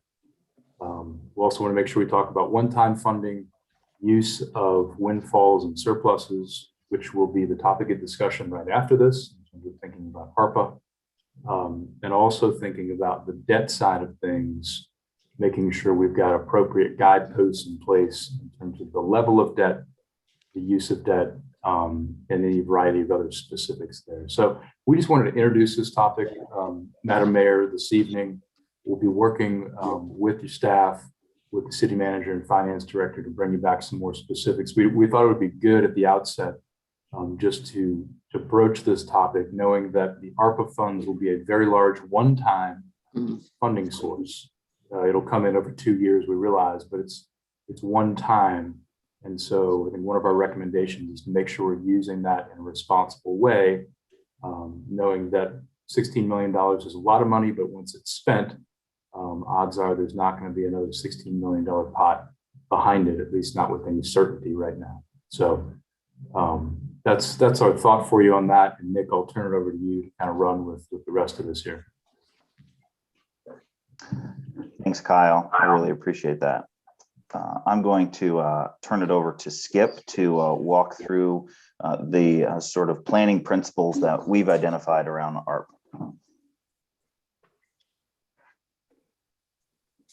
Madam Mayor and Commissioners, thank you for the opportunity to be with you tonight. On behalf of Nick Weber and myself, we really appreciate the opportunity to talk with you on this important topic, and we appreciate our longtime professional colleagues at Davenport allowing us to join them as well.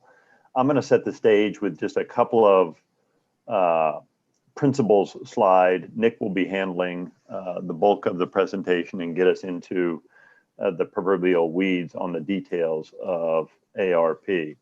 So as we've talked with cities, counties, authorities, other recipients of ARP funding around the country, and as we have talked with interested stakeholders who care about how those monies are spent in communities, we've come up with a couple of planning principles that we think are important. These are guidelines. These are not the ARP rules, but these are things that other folks we're working with have found helpful. Starting on the left, ARP recipients will have until 2024 to allocate the funds that they're going to receive, and they'll have until 2026 to spend them. So while there may be urgent priorities that require spending now, that's a local issue. From a federal regulatory and Treasury Department standpoint, you have the time to be as strategic as you would like in thinking about this money. That obviously contrasts with CARES funding from last year, which was, kind of at the height of the pandemic. The economy was in free fall, and the program rules were very different. So this is not just phase 2 of CARES. It's really an entirely different thing. And you may choose to move briskly, and the earlier conversation suggests you have very important local needs that need to be addressed, and you can certainly do that as you see fit. The second issue we've been talking with recipients about is spending alternatives.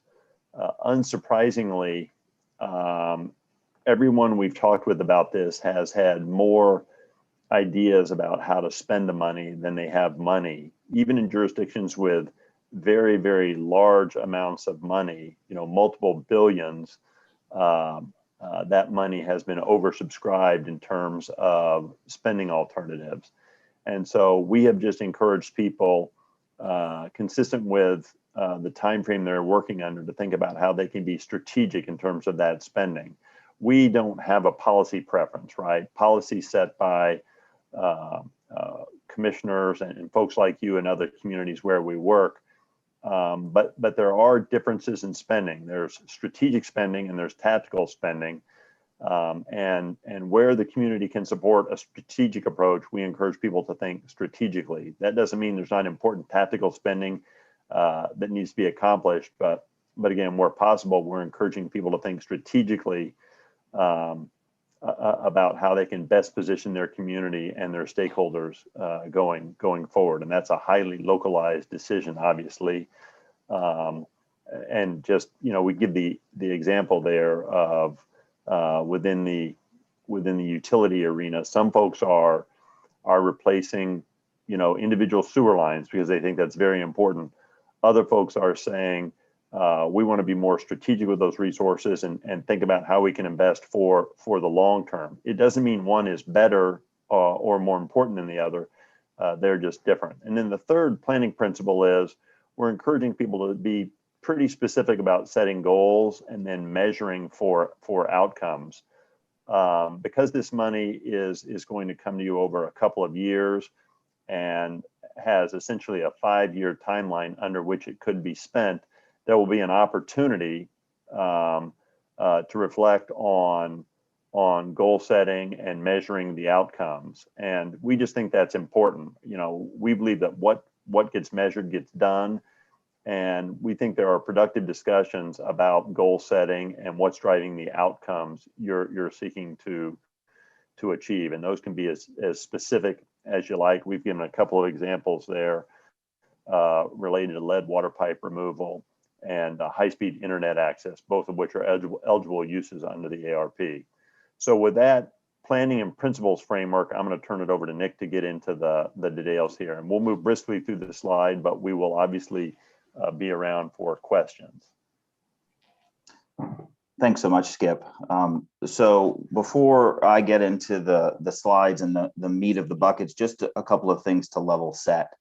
You maybe saw on the title slide that this is titled interim guidance. That is exactly what this is. The federal government has not finalized the guidance. In fact, they issued the interim guidance in May and subsequently have issued 5 rounds of FAQs to further highlight and refine the guidance to flesh out additional areas. We don't expect this guidance to be finalized until August or September. And after that, we expect FAQs to continue to be issued, potentially for the life of these dollars. So this is truly an evolving pot of money, an evolving program. This did not exist before March 11th when the bill was signed into law.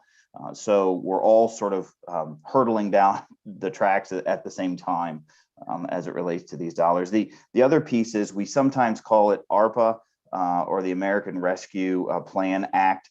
That is actually a $1.9 trillion bill. What we're talking about is $350 billion that went to states, territories, Indian tribes, counties, cities, and towns. So forgive us for kind of our nomenclature. When we say ARPA, we're not actually talking about the full bill. We are just talking about these local dollars, these state dollars. With that, we heard about the emergency rental assistance earlier in the meeting, and that it was a very specific fund, very specific bucket of money used for a very specific thing. What we're talking about tonight, these state and local dollars, they have 4 different elements, 4 different parts where the funding can be used, and we have them here on the screen. Responding to public health emergency or its negative economic impacts, premium pay to essential workers, revenue replacement to units of government, and making investments, as Skip mentioned, in water, sewer, broadband infrastructure. So those are the 4 broad categories that every dollar that Lake Worth Beach receives from ARPA need to fit into at least one of.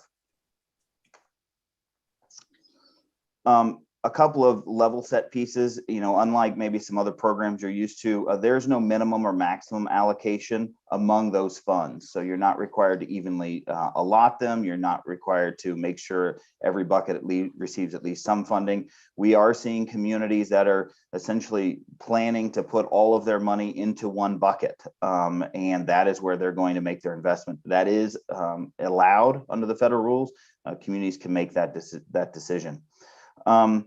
So one of the things we want to say is that is important which dollars you use to fund which activities, because some activities could be potentially funded from multiple of those 4 buckets, and being thoughtful about which dollars are flowing through which bucket to fund an activity is important. So our theory is we think deploying the most restrictive dollars possible to address the target issue that you're trying to do allows for the preservation of more flexible dollars for other priorities. So as the concepts and goals and visions are being developed, that's a tactical implementation piece to keep in mind. But we think it's an important one because it essentially allows the community to try to stretch those dollars even farther. One other piece of level set, there's some key elements to the federal guidance. The guidance document is 151 pages long. The FAQs are on top of that, but some key themes have come through. Focus on those most impacted, especially the historically disadvantaged in your community. Must have a connection to COVID-19. So this is an important one. There does have to be a nexus. Now that nexus can be different for those 4 different buckets, but there needs to be a nexus for COVID-19 impact. And there do need to be reports on the spending. That is going to be a required piece of this. So they're focused on things like accountability and transparency. The community at the outset should have an expectation that that there will be transparency as it relates to the spending of these funds. One of those other themes that comes through when you read the guidance is the issue of equity and the federal government's strong support of it. And I've just pulled out a couple of quotes here. This is actually from the guidance documents that talks about, particularly focusing on communities that have been historically disadvantaged and have experienced disproportionate impacts of the COVID-19 crisis.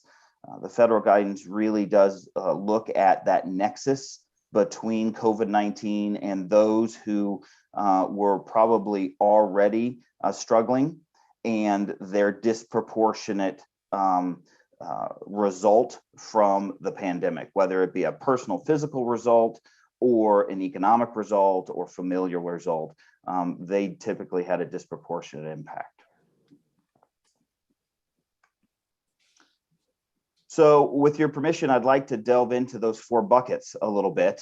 We won't cover everything that is possible. And I'll say that right at the outset. And candidly, as I said, the rules are being still determined. We don't even know yet today what everything will be possible. But I want to give you an idea of what we have seen, what we think it looks like, and in many cases, what the federal government has said. So the responding to the public health emergency is a pretty straightforward way to spend these dollars. Think of it as vaccination clinics, providing PPE for schools, long-term care facilities, businesses in the community. Those are pretty sort of bread and butter, if you will, health care, public health emergency spending. The lens has been opened up a little bit in ARPA versus previous legislation, and a good example is behavioral health care. A very strong indication that behavioral health care, mental health care was a challenge for many people to receive the care that they need, or their mental health needs went unaddressed or became exacerbated because of COVID. So these funds can be used to provide behavioral health care for individuals as well. And we've got, obviously we have other things here as well, but public health safety, public health staff, all those things are broadly allowable as a response to the public health emergency that is COVID. ARPA also, in another way, pulled that lens back a little bit, because it said not only is it, and we heard this in the rental assistance a little bit, but we never heard it in CARES. Not only do we want to assist the individuals who were impacted, but we can look at their households as well. So if a prime income earner was knocked out of work either because they were ill or the economic realities of the shutdown forced them to stop working, that household suffered an impact due to COVID, and that household can receive funds from these dollars, including cash payments. There can be a death benefit that can be paid out of this. You might be seeing around the country there are lotteries for vaccines to encourage individuals to get vaccinated. Those funds that go into that lottery are being paid for out of this bucket that you see here on your slide. So these dollars are really meant to kind of help the larger community that has had some impact, still kind of at that household level, though, encourage individual actions or help individuals deal with COVID as they hopefully move forward. There are a few things we list here that in this category you can't do general infrastructure unless you're responding to specific pandemic-related health need. The classic is you need to build a vaccine, drive up site. You could do it with that, but otherwise infrastructure is generally not included here. Rainy day fund, investments and reserves, and those other matters. So there are some ineligible activities, but this is a relatively broad use of dollars, particularly when compared to CARES Act. I want to ask a question, or should I wait till the end? I think we're gonna wait. I think we should wait. Okay. I'm fine with whatever the commission would like. What's your pleasure? So what do you think? I think we should go all the way through. All the way through and then ask, that's kind of what I'm getting to, because we might tend sometimes to get a little Rabbit hole. off the topic. So we're gonna have our questions. We're gonna note our questions as we go and then do it at the end. That sounds great. And maybe we'll be able to cover some of the answers Before we get to to yeah. So there is an element in the guidance that is particularly important to note. And we've got a map here about the qualified census tracts. So the legislation or the regulations allow for a wide use of funds to, again, deal with the impact of COVID-19. But there's going to be an element of justifying that spend, that individual or that household or that business had an impact from COVID-19. That's the hand in glove of that nexus of the of needing to find COVID-19. One of the benefits to the qualified census tract is there's a presumption that individuals, businesses, entities located within that qualified census tract had a COVID-19 impact. You don't have to demonstrate it. You don't have to prove it. You don't have to build a rubric, a questionnaire, those sorts of things that we've been talking about. There's a presumption that the impact occurred. So some of these things you can make, significant housing investments or homeless services, childcare within a qualified census tract with very little of that additional justification, which can be very beneficial, obviously, in communities of need.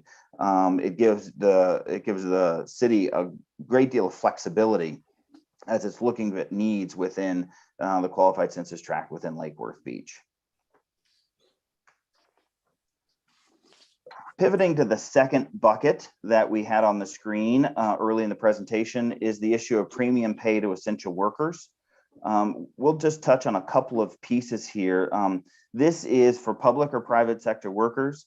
It's designed to assist folks who had regular in-person, have regular in-person interactions or physical handling of items that potentially put them at risk or higher risk of COVID.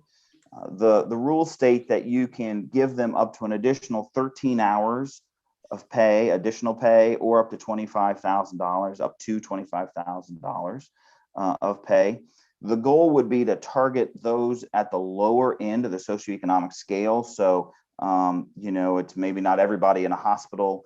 For instance, it's workers that are, below X dollars per hour wage. That would be an example of how you could approach it to kind of target folks who are at the lower income level. And what's interesting is it can be retrospective or prospective. So we are seeing nationally communities are using some of these dollars as almost a thank you to frontline workers, first responders, particularly if they had to zero out a budget increase that was otherwise scheduled to happen. So we are seeing that. but there's opportunity for prospective too. So in some communities where there are careers or workforce shortages in, whether it be home health or facility health care, things that are hard maybe to recruit for, you could use these dollars as a carrot, if you will, to get people into that space. So it's helpful that I can go sort of forward in time or backward in time. The third bucket is a revenue replacement opportunity. And this basically is, and this was a big change from CARES. I will tell you, the biggest challenge local government typically around the country saw with CARES was this was not included. So having this included, certainly the National League of Cities is pretty excited this is in there. This allows for a truing up, if you will, between the amount that a community sees in revenue and the amount that theoretically it could have received in revenue if not for the pandemic.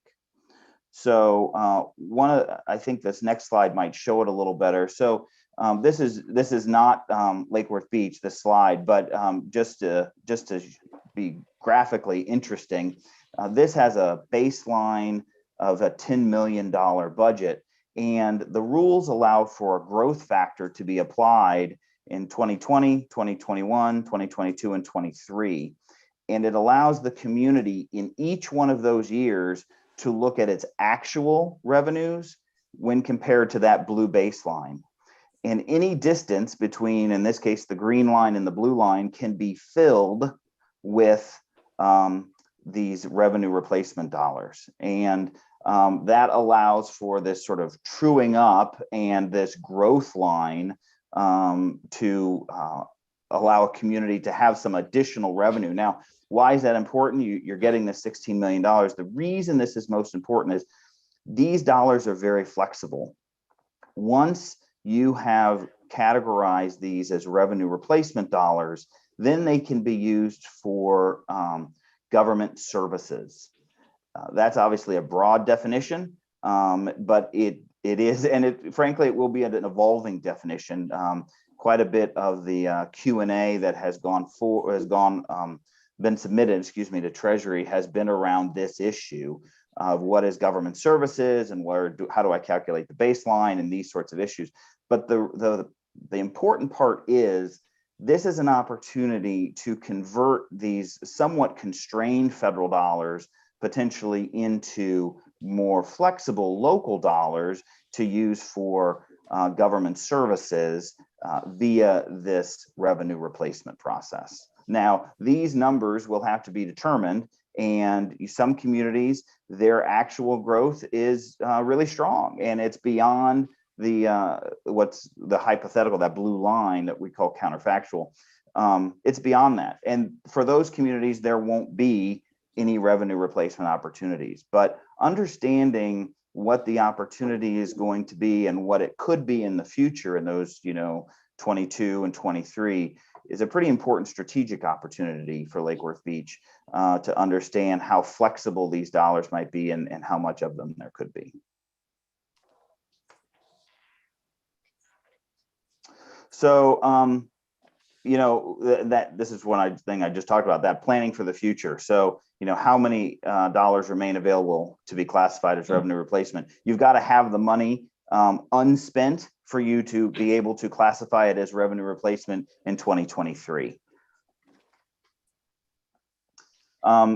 We just touched on this a little bit, the general government services. This is going to be a little bit different in every community, but these are some of the things the federal guidance talked about. So roads, general infrastructure of roads, PAYGO funding of building infrastructure, health services, school and education services, cybersecurity. You could pay for your police and your fire. And in fact, the federal government through the Treasury Department and the White House are encouraging some public safety spending, including for police and fire with these dollars. So you have some real flexibility with these dollars. The fourth bucket is water, sewer, and broadband infrastructure. This is one area where the Treasury Department is not kind of inventing the wheel while we're going down the road. They are keying in on existing EPA and clean water programs. And essentially they're saying, if you have projects in the water, wastewater, or sewer space that are eligible, that qualify as clean water programs within the EPA structure, then they are allowable with these dollars. There is an encouragement to replace lead water pipes. There is support to consolidate or establish drinking water systems, as the case may be in a particular community. You can also construct publicly owned infrastructure, treatment infrastructure. You can secure those treatment infrastructures, including seawalls to protect the facility. You can provide cybersecurity, so it's a different kind of protection, but we're finding it more and more needed. You can provide for cybersecurity for your water and infrastructure use, and you can facilitate water reuse. So those are just, again, not an exhaustive list, just some of the things that these dollars could potentially be used for. There are some environmental elements to this funding. So, you know, it does, like I said, it keys in off the Clean Water Program. If you go look at the Clean Water Program, it talks about, it includes measures to manage, reduce, treat, or recapture stormwater or subsurface drainage water. So, you know, teasing out if all of those things will ultimately be allowed with these dollars will be one of the things that will evolve over time. We'll get better information on that over time, but, you know, certainly that leads us hopefully to think that those things could all be allowable with these dollars. The other interesting thing is these dollars can be used anywhere in the jurisdiction. So certainly in a qualified census tract, but anywhere in the community, these funds can be used. They don't have to be tied to a specific population or a specific geography, as long as it's within the jurisdiction. The last infrastructure bucket is on broadband. This is, you know, obviously came from what we all learned, particularly disadvantaged communities did not have adequate broadband service, often for school and work purposes. There was a real disadvantage in many communities. So this allows for broadband projects to be paid for, including the middle and the last mile. And it does require that they achieve symmetrical upload and download speeds of 100 Mbps. So that's a pretty standard number in the industry, but a lot of places don't have it. So that is what these dollars are meant to achieve if they're going to be utilized for broadband infrastructure. Just a couple of kind of housekeeping pieces. These funds can be transferred from one entity to another. So a special purpose district, other constituent units of government, or nonprofit private entities can all be a recipient. In this case, they'd be considered a sub-recipient of funds. But the funds still have to be then used for an eligible purpose. So just because you're transferring it doesn't mean then the purpose disappears. That subrecipient has to use it for an eligible purpose. You can't use it for non-constituent entities. So while Lake Worth Beach and Palm Beach County could potentially transfer money back and forth, you can't. Palm Beach County couldn't transfer to another neighboring county. You've probably heard about some of these prohibitions. They've been reported on quite a bit. Pension contributions cannot be made. And by this, they mean sort of wholesale. You can't true up or bolster a pension account with these dollars. You can't reduce taxes if you're a state or a territory. And for kind of down in the weeds, if you're thinking about leveraging these dollars with other federal programs, you know, whether it be HUD or EDA or those sorts of things, these won't serve as a non-federal match. We've touched on this a little bit, what we're seeing other places. You know, there are a number of communities that are really focused on homelessness and housing. in their community. Public safety is obviously an issue we're seeing quite a bit. Workforce development, somewhat. It's there, but it's not quite as potent, if you will. Revenue replacement and broadband are some of the other ones that we're seeing. You know, from our standpoint, as we look at these, we think transformational funding should typically be used for transformational investments to achieve sort of the most impact. As Skip said, there is no shortage of meritorious projects, things that are address real and concrete needs in the community. While $16 million is a lot, we probably can't address all of those. So, you know, what strategic or transformational investment could be made is one of the thoughts. The last bit is just food for thought down in the future. As Kyle said, we're not expecting another ARPA down the road. We've not seen one before. I've been doing this for more than a little bit, and this is a first, but there are other programs, including earmarks, the infrastructure proposal, which, you know, seems to have some bipartisan momentum in Washington right now. And I know that we're working with good folks from Davenport on savings from pension refinancing. So there are other tools that, similar to that one of those first slides I talked about, where leveraging the different opportunities and being thoughtful about what money is going to go to what. There are some other things coming down the pike that it's important to be thoughtful about. And with that, Juan, I believe that is my last slide. Thank you, Nick. At this time, Madam Mayor, if I may just want to open up the floor, obviously, for some questions that you may have of Nick or staff, or any of the of our partner consultants that are on the call. Okay, let's see the lights go on. Commissioner Stokes. This is a lot of information, so I just want to make sure that I have everything straight. So for the first bucket,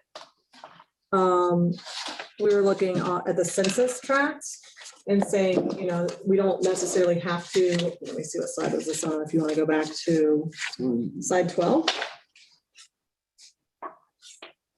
Sure thing. I'll get us there. Slowly, but I'll get us there. Oh, you want 12? Yep. Or one before that. So here on the green, That one. Nope, 12. Oh, there's a delay probably.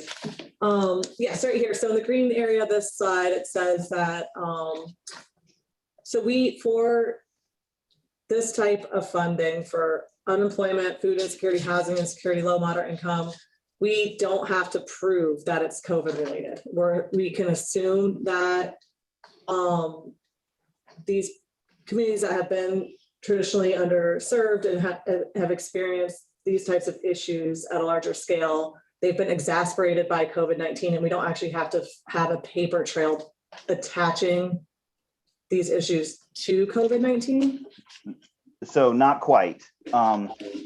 There is, as you correctly pointed out, and I appreciate you doing that, there is this idea that if you have experienced unemployment or food insecurity, housing insecurity, obviously a topic tonight, or are low moderate income, then there's a presumption you had COVID impact. So you do have to demonstrate likely one of those four things through a method that will be, that will take place 5,000 different ways in 5,000 different communities. So there is a need to demonstrate one of those four things. But if you demonstrate that, then there's a presumption you had a COVID impact. So go ahead. I was going to say, so if you were unemployed during that amount of time, you just have to prove that you were unemployed. You don't have to somehow connect all the dots to COVID and what led to your unemployment. Correct. Okay. Can you just say those four things again? I didn't know. Unemployment, food insecurity. Oh, those four things. Oh, okay. Okay. And then that was my question on the next slide with the census tract. If we want to provide services, I don't know, like homelessness services, for example, or educational disparities. So a large part of our cities in that tract we can provide those services to everybody in the city, or do we have to screen that you live in, if we're like, okay, we want to focus on housing because it's in this bucket and we have this large area of our community that should be able to benefit from that. But, you know, we also have people outside of that pink area that are also going to be experiencing the same issues. Do they have to, is there like a different pathway if you live inside, like if your residency is actually inside the pink box versus outside the pink box? Or do Yes. you provide that service? It's like, okay, you're providing that service, the people who need it are going to get it. Yeah, so you're exactly right. That pink area does give you some flexibility.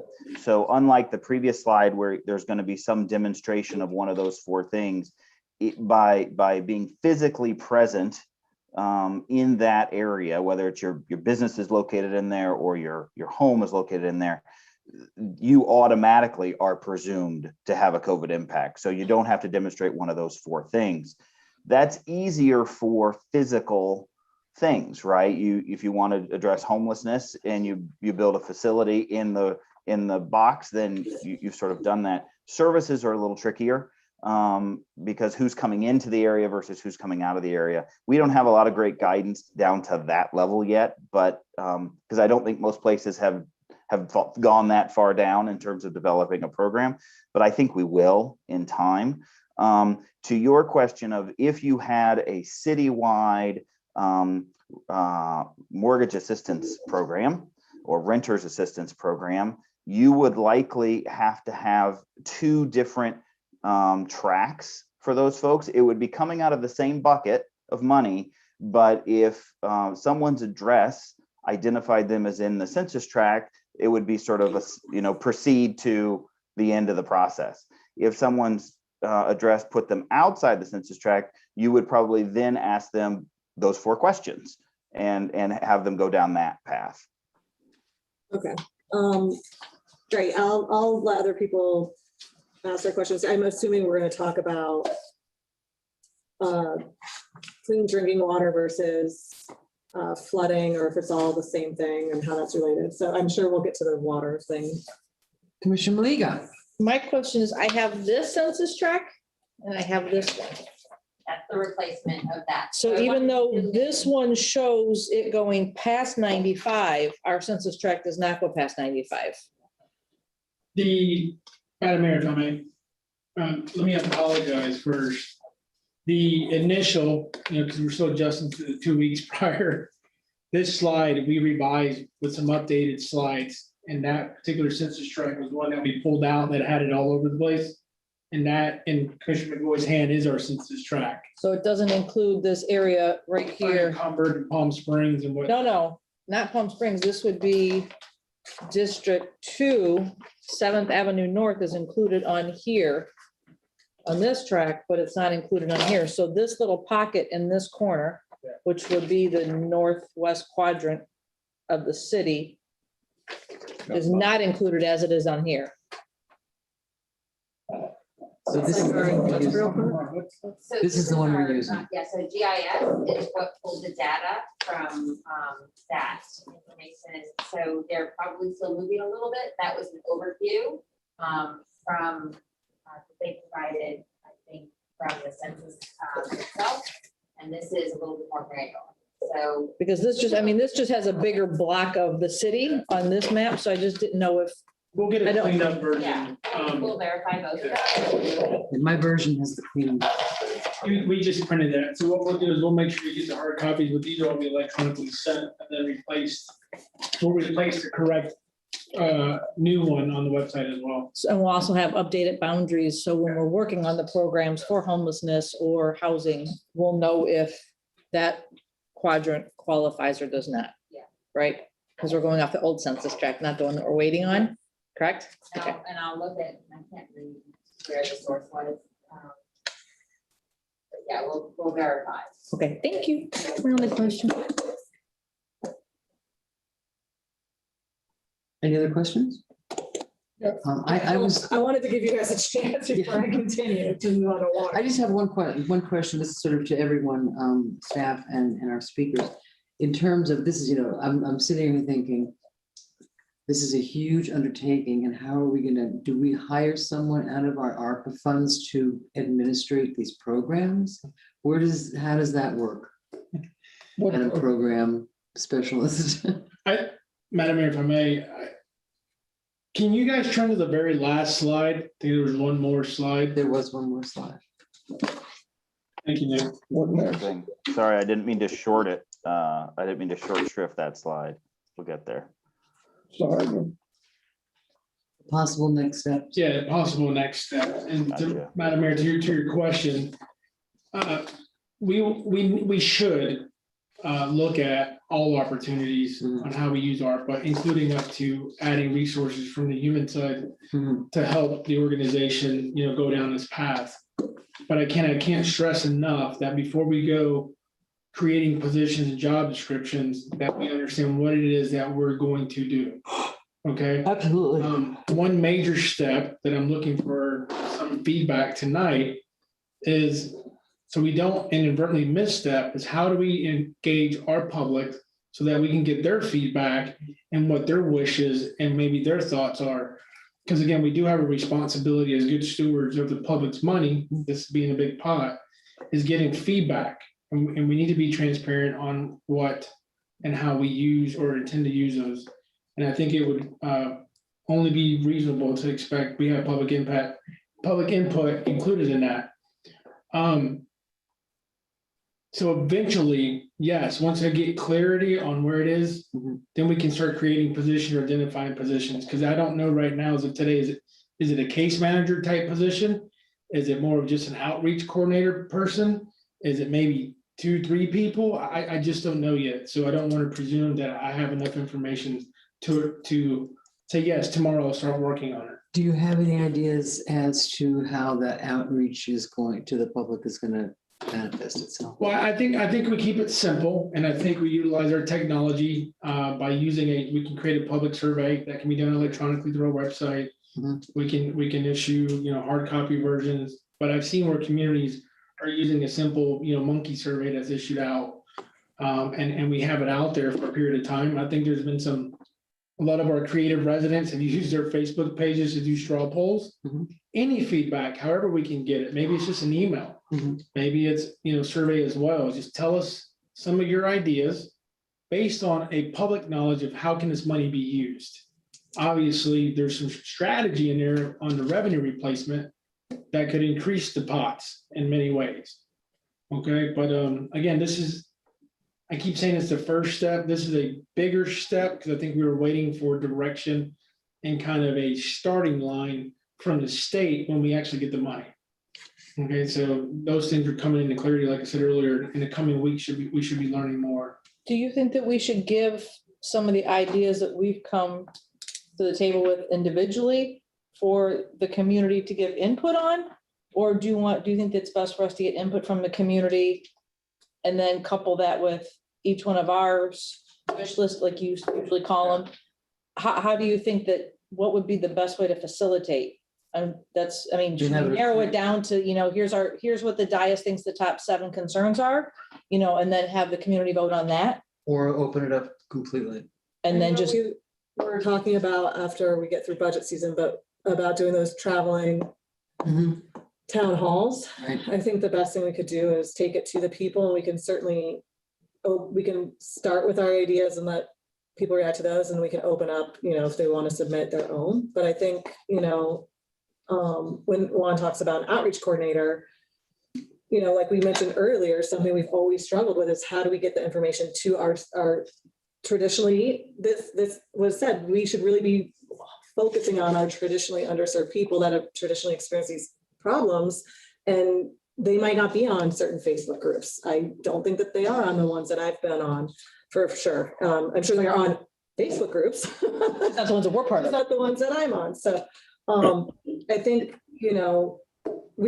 we can say we're going to wait to do anything until we've gone through all of these steps, or we can say, is there something right now that will help us with our outreach, that will help us reach out to all of our nonprofits and get organized and get that structure in place so that we can be more effective with everything else we do down the road. And we do have quite a few nonprofits in the city working with the underserved community. So if we reached out to them and said, just without opening up to the whole world, what, in your experience working with our underserved population, do you see as, do they see as a need?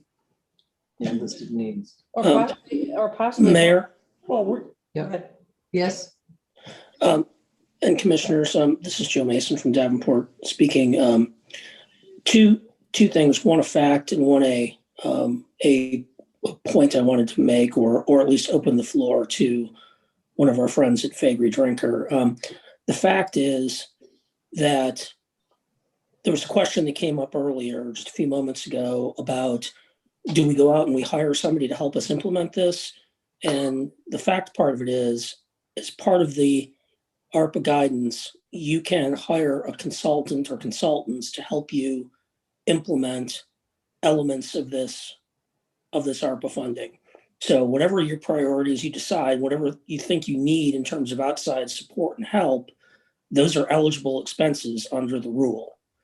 The door opener that I'd like to make is that the order in which you solicit feedback matters, and from whom and what you as a body do first versus whether you open it up to comments from the community or the not-for-profit community.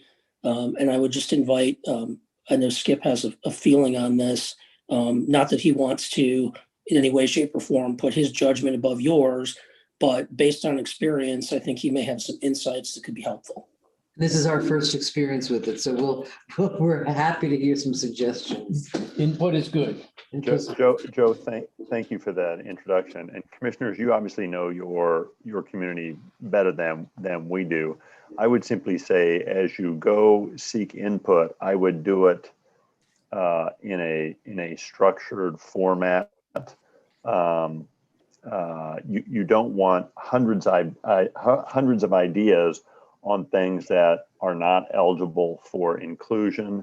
So creating a framework for how interested stakeholders might respond, I think would be helpful. I live in the state of Virginia, and they solicited feedback, and they got 17,000. 4.5 times the request for 4.5 times the $4 billion that the Commonwealth has at its disposal, and many of them are on their face not eligible, and some of them are even inconsistent with each other. So creating a framework, I think, will help make the time that they contribute to thinking about this more valuable, and I think it will also reduce the opportunity for having set expectations about things you might not be able to do. So I don't think you want to tell people what to do, but I do think creating a framework for their feedback is likely to be helpful.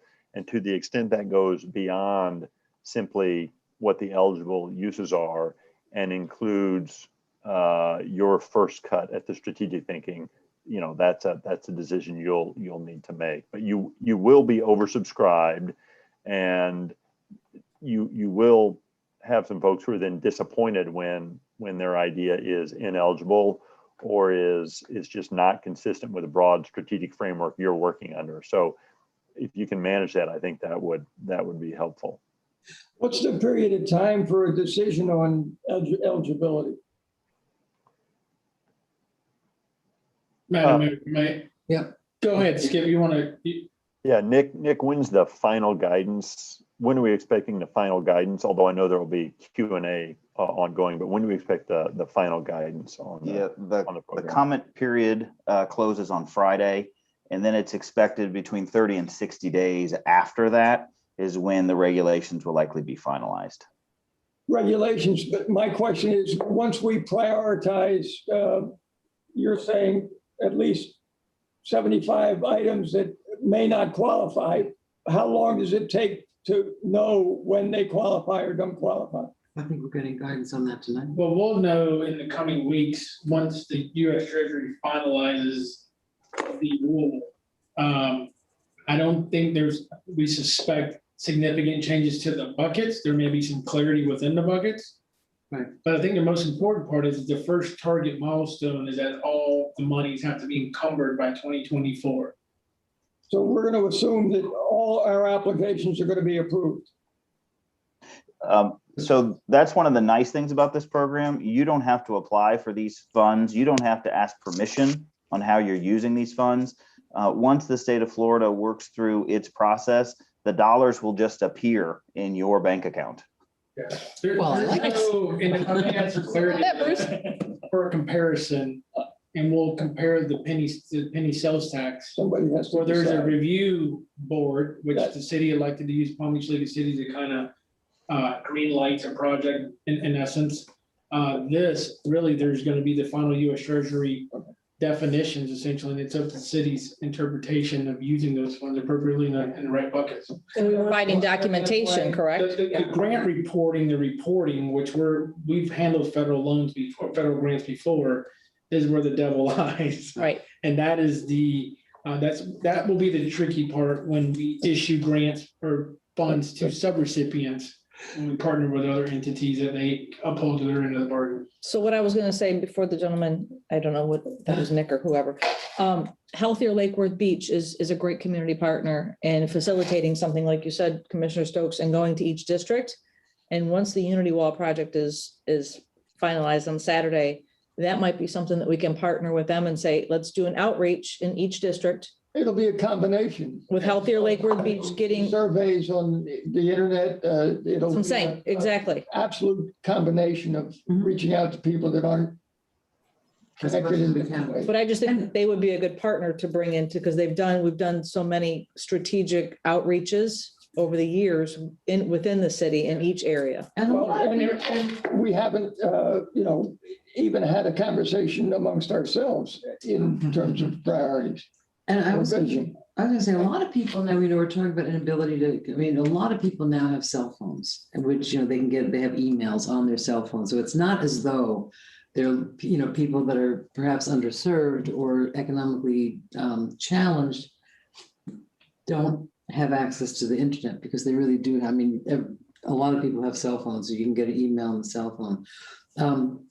One thing that I'd like to know is when a part of this is infrastructure, and I'd like to get some guidance from staff in terms of the water utilities and public services, when they talk about incentives, some help for the people that touch things that other people touch. I think of some of our employees that, certainly worked hard through this pandemic. But I would like to get some guidance, not tonight, but just, from staff standpoint, in terms of our infrastructure. We just appropriated some money for pumps. Do we need more pumps? That sort of thing. I'd like to have, that's the nuts and bolts, and I'd like to get some ideas from the staff about what they think that we could. I wanted to get confirmation from their advice. So, because at the end, it was like, it started to seem as though very much about the quality of our drinking water. Which we have great drinking. And we have, which is good. And, of course, they're probably trying to still fix Flint, Michigan, and we don't have those issues. So is there a difference between those kinds of issues and our flooding, which is more sea level rise issues, or is it all the same kind of? It sounds like, they said that we can do seawalls. But for the water treatment. or water treatment, not random seawalls. Right. So that's where teasing out exactly, because obviously the area that needs those services the most is not inside of the census tract. And just wondering about, but I know that those don't have to be inside the census tract, but yeah, if you have lead pipes anywhere, they need to be replaced. But do we know for our specific needs along, east of Federal with regards to flooding and water? Yeah, we talked about that. Nick, do you want to go over our stormwater conversation? Sure. I think it'll fall under the environmental resiliency. Yeah. And there has been language in some of the U.S. Treasury documents that speaks to stormwater, drainage and whatnot. And I think in our first ARPA presentation we had, we kind of conceptually came out with if we took the 16 million and broke it into different buckets. Mr. Shields, our water utilities director and city engineer is here present. We have a list of unmet needs that are significant. So to Commissioner Stokes' point, yes, and the mayor, we can definitely bring forward projects But again, I wanted to allow before staff comes in with the ask, because we were all familiar with the ask, is that the operational strategic framework of how this body's gonna move forward is identified. And including and probably leading the spear of that is the public engagement piece. We've heard for years that the public needs to be engaged more, and here's a 16 million reasons why, and an opportunity to do that very thing. So the framework, once that's established, the rest of it's the easy work. We have lists and lists and lists of unmet needs that I can sure we're creative to make nexuses that qualify for expenses. And what I'd like to know is like your top five or your, I mean, just the things that are. I'd like to know what. If I bring Mr. Shields up here, he can give you $24 million worth of unmet needs today. But is that where we want to go with this bucket? Or, there's also opportunities for other federal funding to come down the stream. Right. And again, we don't have to rush. Right. Okay, 2024 is quite a bit of time out. Let's be strategic. Let's be smart on how we move forward and good stewards of this pot of money. And hopefully the federal government can send us another 16 million, maybe specifically for infrastructure. And but we don't know that. But we don't know. Not right now. Yeah. My focus is trying to get the public engagement piece rolled out. And I know I keep harping on it, But I think in all fairness to the public, I think the public deserves to know what 5 people that are going to make the decision prioritize. Who's driving the.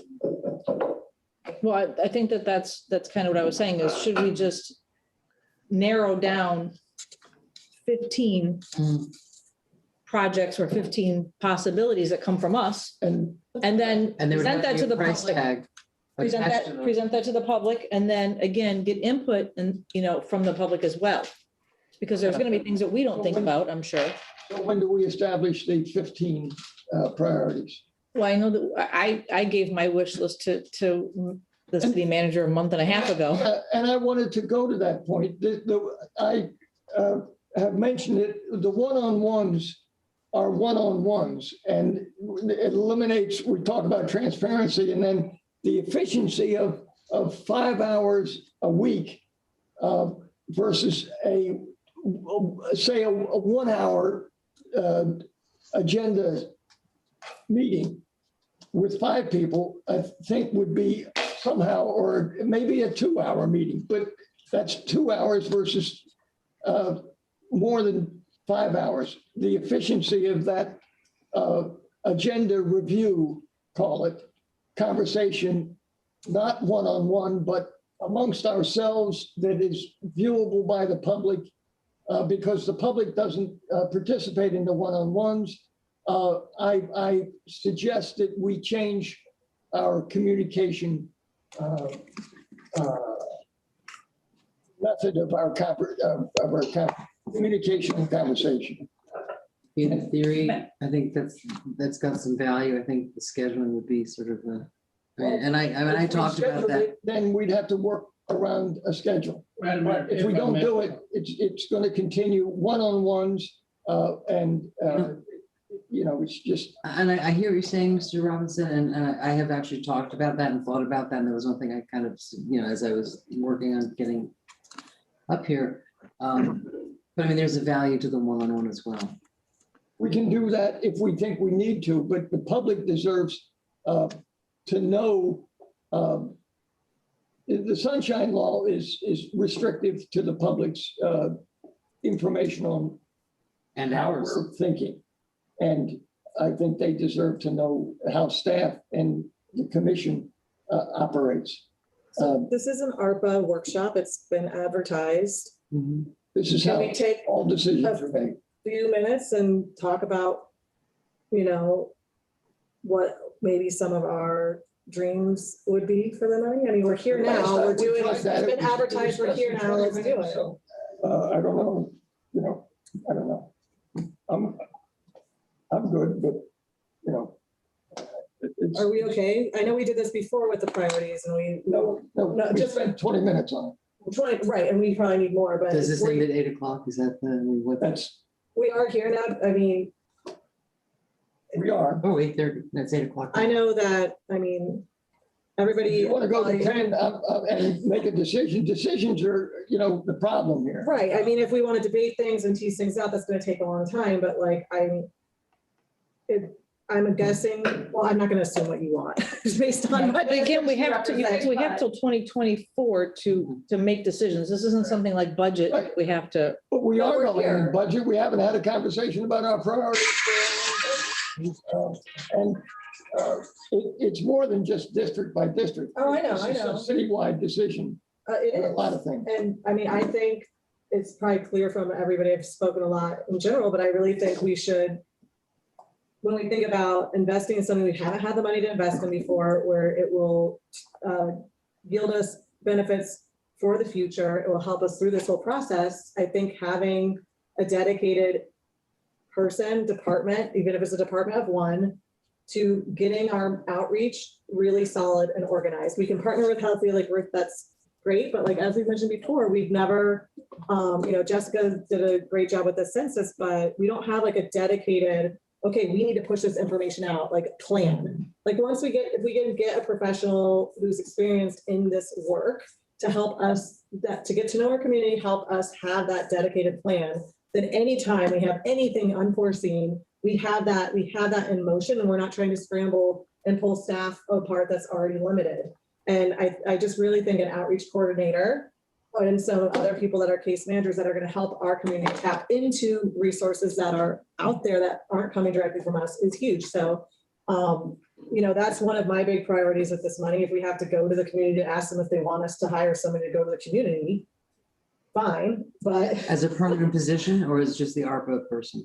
as, for the next 4 years. And then what you see, you reevaluate at that time, look at the dividends that I think every year whatever we've done with the money, I think it was even in the presentation, we go back and say, we look at the results and we say, oh my gosh, this one position hooked, 5 people into resources. I guess that's not a very good investment. Or this one department hooked, got 250 of our residents hooked up to resources. Okay, then that's something that becomes part of our operating budget decision. But this is our chance for us to at least try that out. And we've never had money for any kind of social services outreach. I don't want to fund all the social services because we don't have that money, but to fund the outreach and know that our population isn't always able to navigate all those things on their own. There's a lot of red tape. Okay, Commissioner McBoy. Yeah. Well, what you just said influenced a little bit my thinking, but earlier I was going to say, I think I would not want to get into a real detailed discussion right now. I need to digest what we need a process for rogue phones that are Quarter in the bucket. Quarter in the bucket. You got my quarter. I think I need to go back and look through this presentation, think about what are the eligible things. I think of one that really caught my eye is the idea that the revenue replacement is kind of it's an interesting angle because that gives you a lot of flexibility with that money. And it's quantifiable. And it's pretty easy to quantify, I suspect. And I suspect we're going to have a revenue hole, so we won't be in the community that, well, can't do that because we've got plenty. So, so I would want to digest. I hear your concern, Commissioner Malega, that we certainly don't want to go out to the public with a wide open thing that says, hey, free money, what do you want to do with it? That's Well, not all, I helpful. just happened to open up my cell phone. See, your phone's already ringing off the wall. And that's what's happened. There's already how should we spend the money by citizens? And so we don't need a consultant to get feedback from the community. No, but we don't need a consultant, but I think we've all recognized, we all heard that part of the intent is to try to reach the folks that have been disproportionately affected, folks that have been more disadvantaged. And we recognize that that's not so easy necessarily to know what is needed. So the outreach part of that, we know how to reach the usual people that will always have an opinion. That's not necessarily the primary. It will be a part of the audience, but not necessarily the primary. So I would be in favor of. letting us know Madam what- Mayor, Yes, sir. Yep. We don't have. I'm sorry, there's a lag in the time. I apologize for whoever I just interrupted there. Just two thoughts. I would encourage you on the issue of revenue replacement. I think that's an appropriate focus. That is your most flexible money, and your capital stack and your sources and uses of funds will be very important here.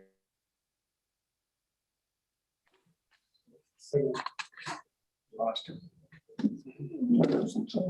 Hello? On the spot here. You split up, you. Signal's going in. Went away from it. We need a little bit better broadband, apparently. Good thing, his end. ARPA funds.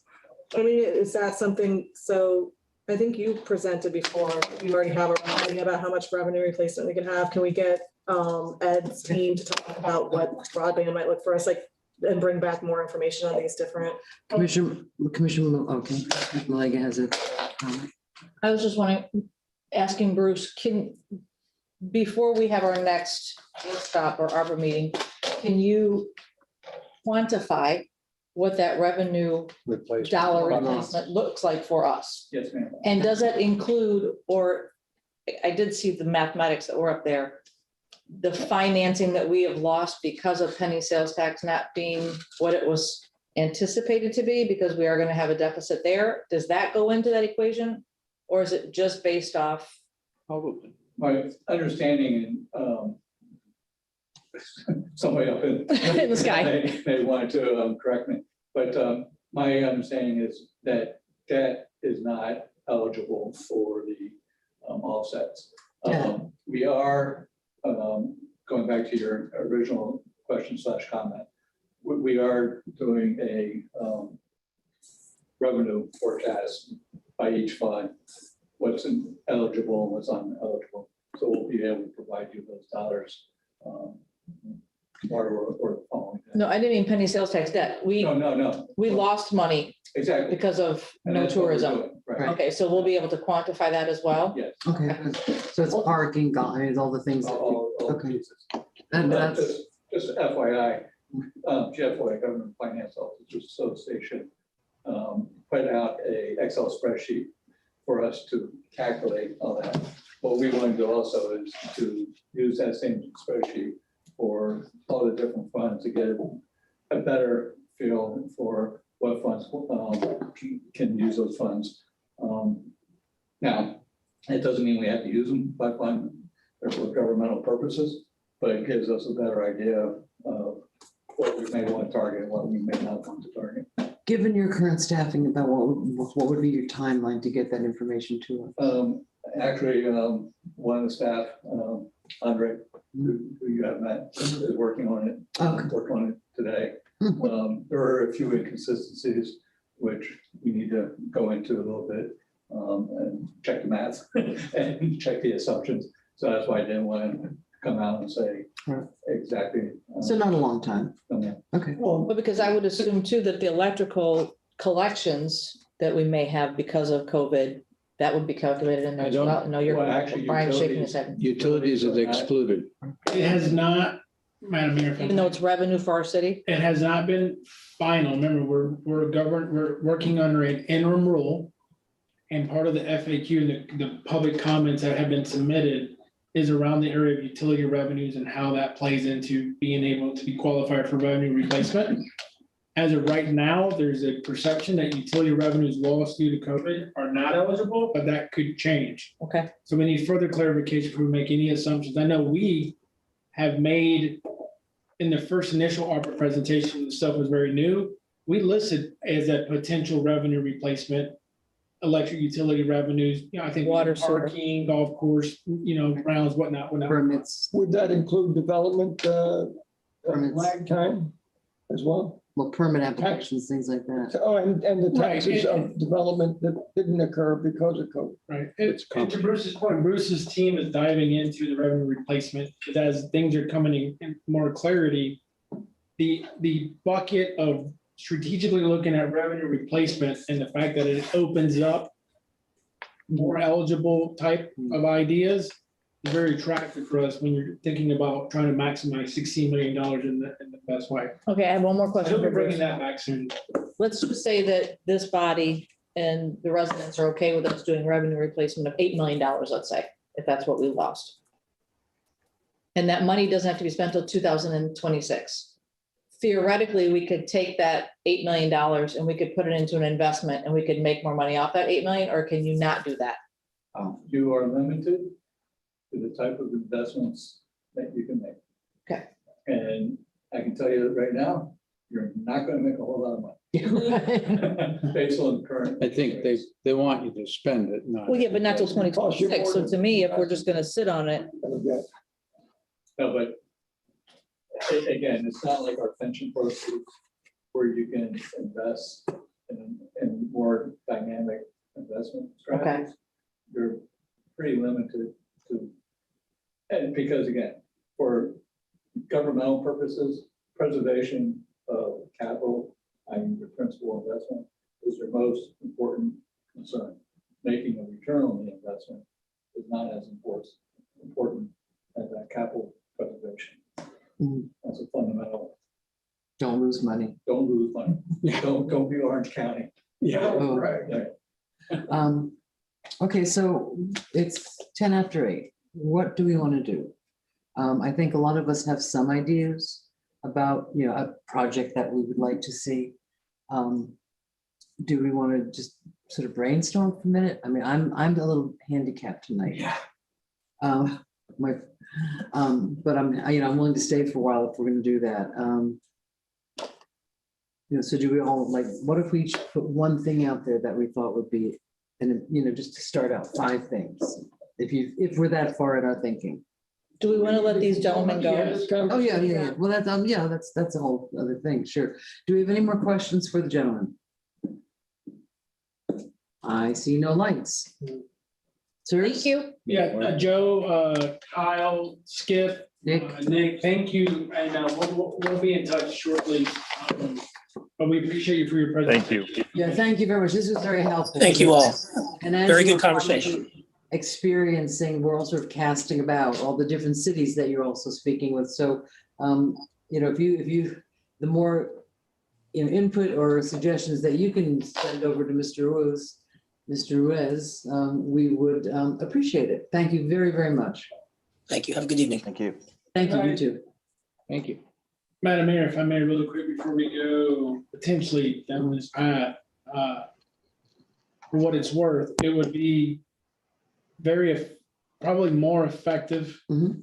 And I think to give you more time each individually to really think through, Right. before we make any soft commitments here.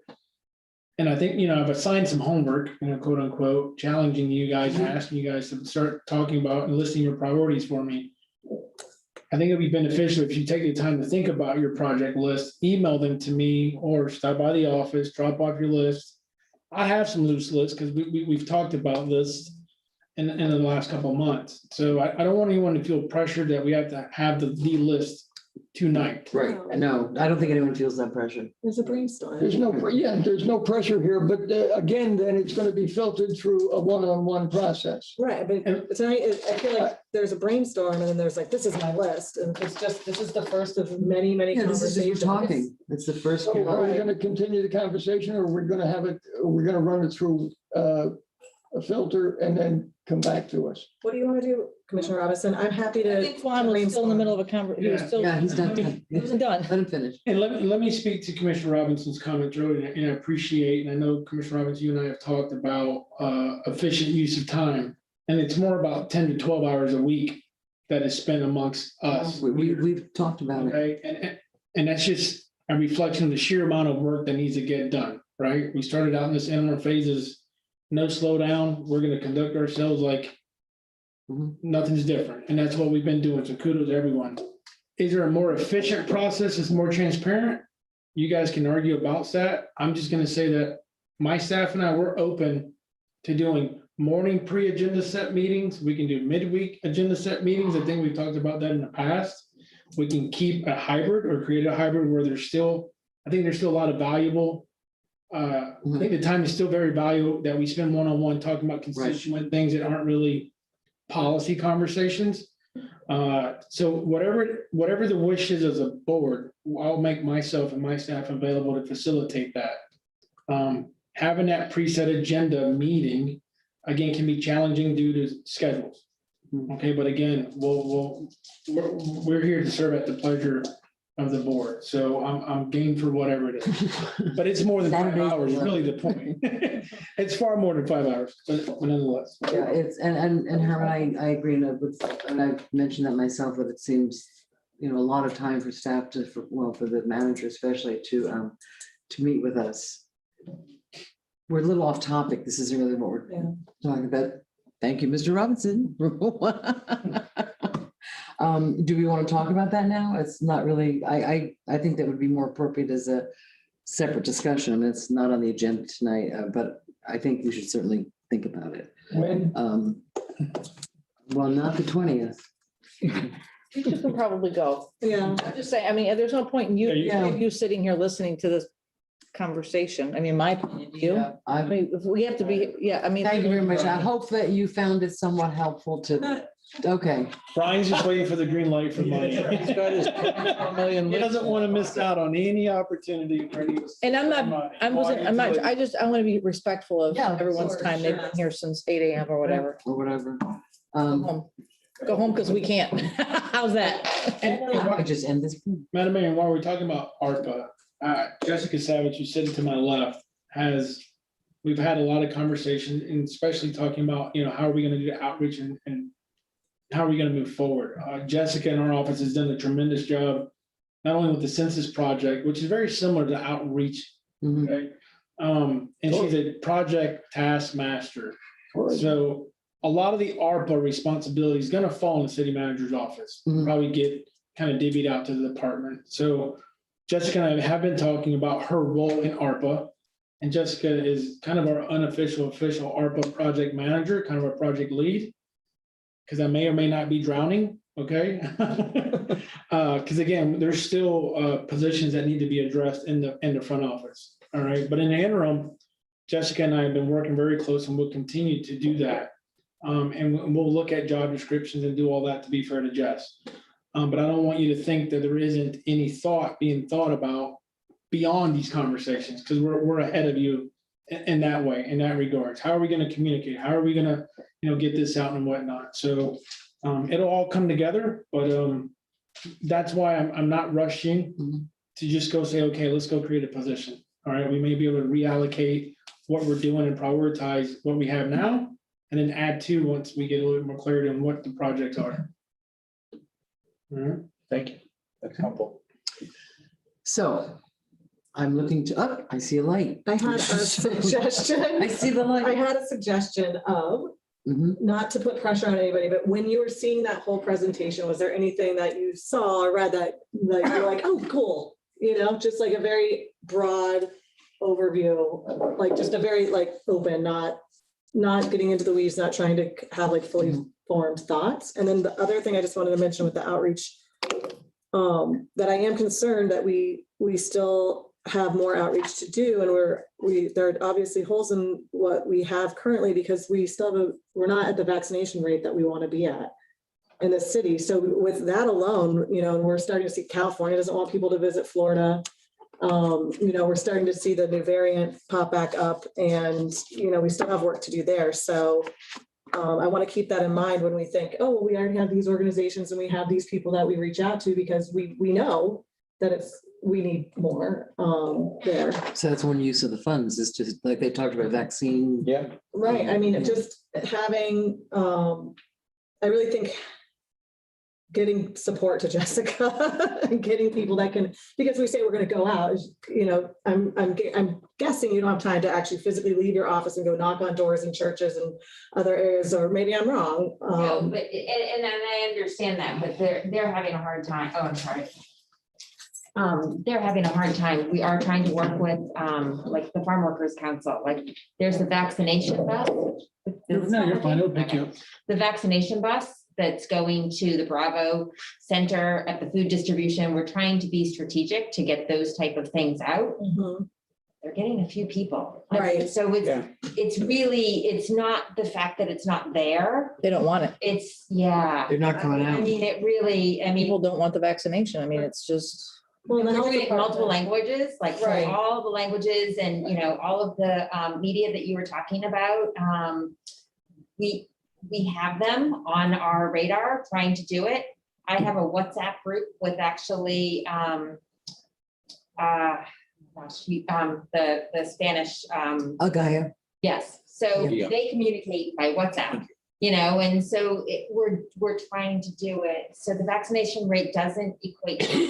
Well, I understand that too. And then something that I had heard on a call a while back was about trying to get respective medical professionals within the communities to go out. So if you have a Haitian doctor that can go into the communities to just do a Q&A, not like I'm pressuring you or trying to like manipulate you into something, but somebody that can just getting people. Fox News. But what does he Yeah, do? Does that's he the knock thing. on doors? No. You know, With how the does he do that? different churches and town halls, like there are, we know we're past the point of access.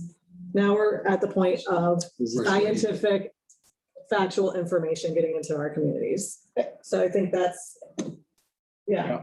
Yeah. And of course, we're all aware of the fact that you can give some people all the science you want to, and it's still. It's amazing. Yeah. Yeah, so that's why it is helpful if it comes from someone within your own community. Yes, I'll get to ma'am. Oh, I was talking, my friend here. Commissioner you. Blake, I think, was first. I believe so. Well, I like how, what Commissioner Stokes said, like what popped in your head when you saw the little slides? And one of the things that I did talk to the city manager about is that I'm really big about people having access to fresh, clean water. And why we do have a great water system in our Well, city. that's why you sent Brian away. No. Brian already knows that this is on my wish list. I think that one thing that Paris does, and they have exceptionally clean water in Paris, France, is that they have access throughout the city where people can refill water bottles and water canteens. So one of my desires would be to have a water filtration system of the city's water that people can refill their water bottles at Bryant Park, Sunset Ridge, Memorial Park, Cultural Plaza. So we have a couple water stations in town where people who are displaced, who are out walking, to where we're giving access to clean water, drinking water without people having to spend $1 and kill the earth, but refill. So that's one of the projects that I have been wanting to do with some of the ARPA money, is getting that access to the entire city.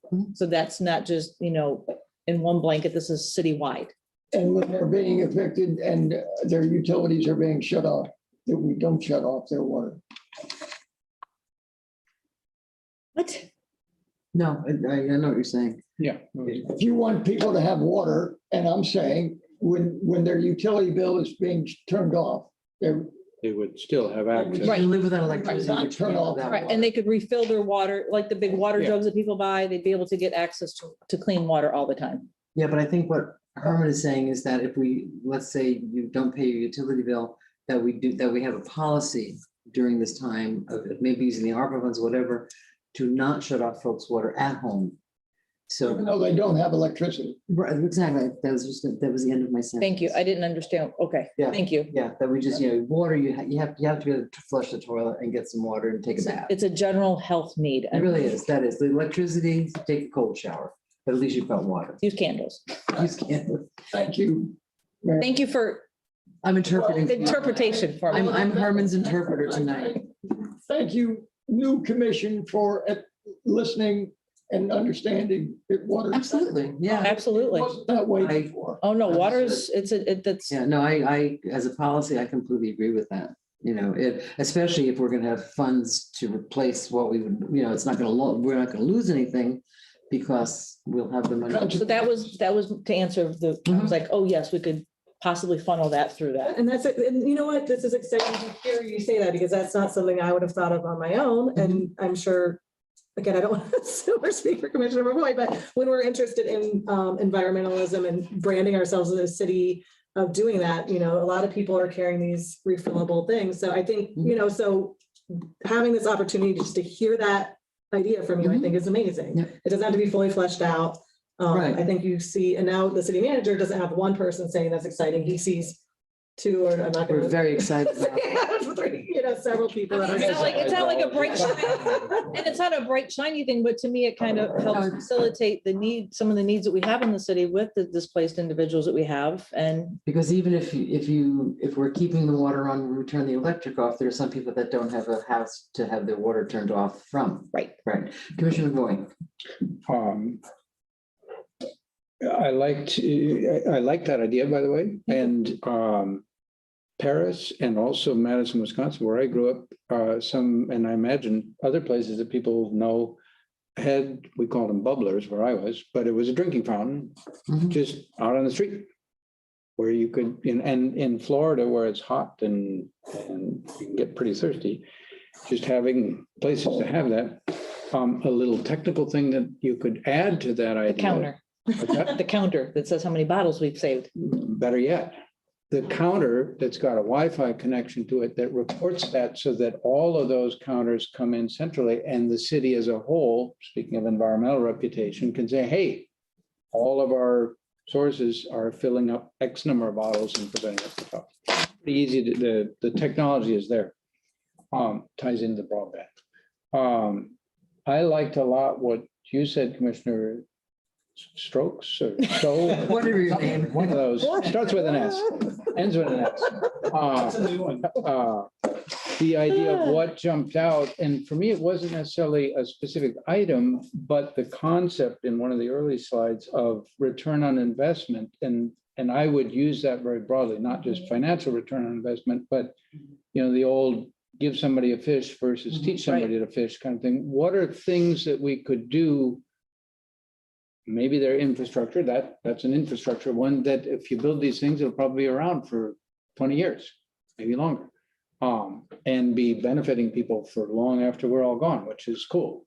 So that concept of thinking about at least a portion of the funds going to something that will be benefiting either kids or families or somebody in the long run. I don't know what that is, but that concept jumped at me. I have something. It doesn't relate to teeth, right? Oh, God, don't please. Why don't. don't remind her?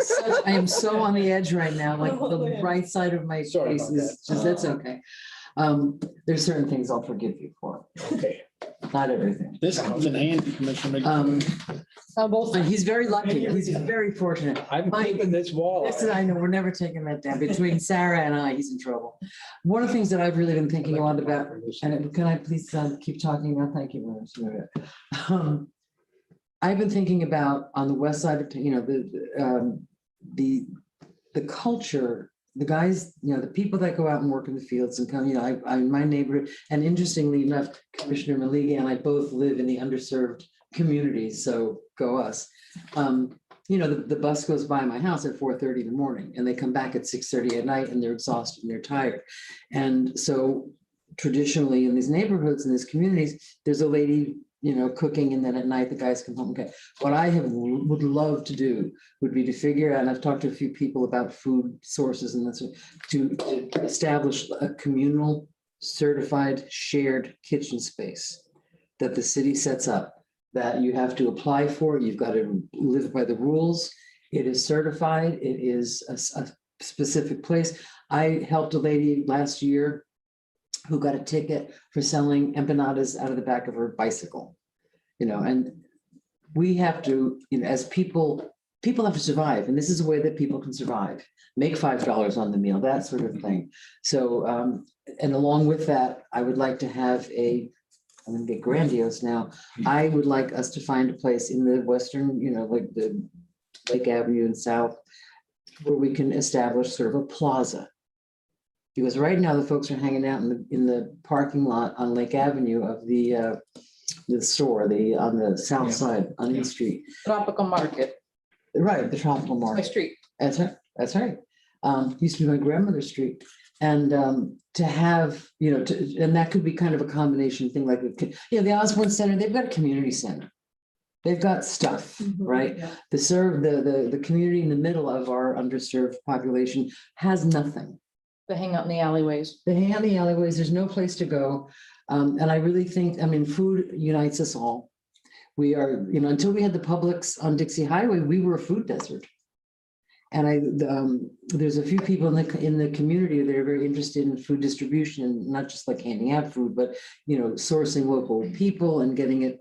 So I would like to see, that's my kind of my thing is I would love to see that sort of communal kitchen, community center established. And I think that that's not something that would cost a fortune. I think we could find some city-owned property or some, you know, in the CRA district, so we could have some contributions from the CRA and get a place, you know, and because the ultimate thing is, you know, if you, and this sounds crazy, but if you like, let's say you look at the National Geographic, okay, and there's an article about Guatemala or San Salvador or El Salvador, and you look through it, you go, oh, you know, those wonderful, you know, those mountain people, those, you know, they live there. Look at the beautiful cloth. Look at the beautiful, you know, they're these gorgeous people from the Mayans, right? But if you live west of Dixie, you're not treated quite so respectfully. Okay, you're them. So I would like to, and again, this is kind of an education thing. I want to integrate that community into our city, and with the result, with kind of one of the goals would be, let's use them as one of our tourism things. Yeah. That, you know, once a month, let's start out with like the night market or a Saturday market, so that, I mean, the cloth that those women wear, that they make is insane. It's, I mean, it's beautiful. They have, you know, so give them a place where they can market their goods, so we can attract people to the city. We're not scary on the west side, you know, bring people in, because that's kind of like it's a little bit bigger than just water bottles. Well, but Anna Mary, you're absolutely right, because on my street, just on South E, on any given night between 6 and 8 o'clock, there are between 5 to 7 cars parked selling food out of the back of their cars. It's right. And it's great, but it's twofold, because there's always a traffic backup. Right. But the bigger concern is if somebody gets sick. Right. So I love. And also the propane tanks being used in the house. I'm all very for a communal kitchen because it is a means.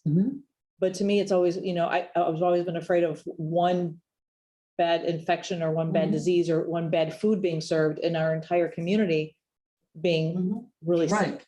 And that would give them a sense of. It takes care of that, exactly. Ownership, entrepreneurship. But also keeping culture. Yeah. We should celebrate our culture. Yeah. So that's my top of the head. And my next, I know, and then you can,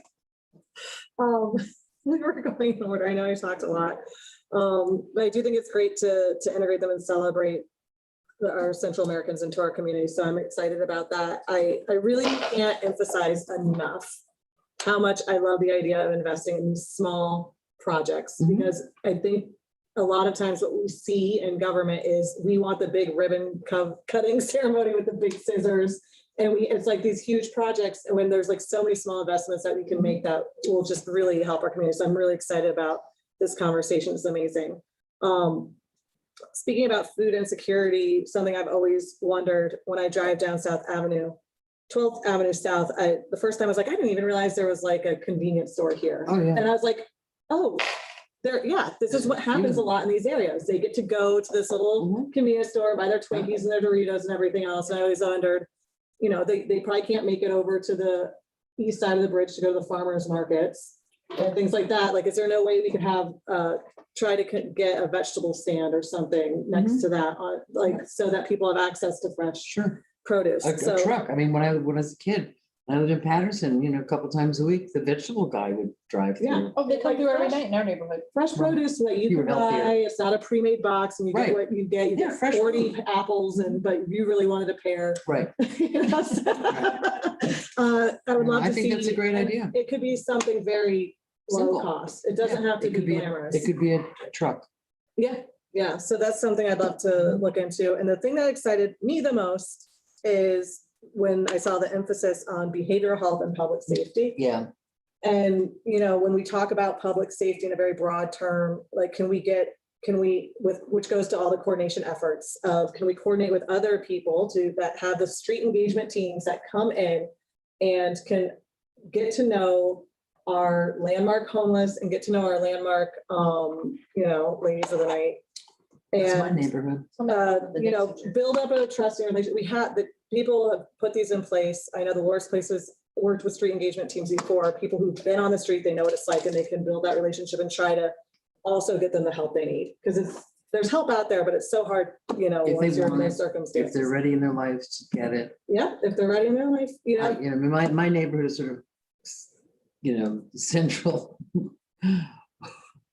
Right. for I that mean, sort of business. I get, if you can lead a horse to water, you can't make them drink, but I think we should lead as many horses to Oh, water no, as you yeah, can. I agree. And some of them will drink and some of them won't.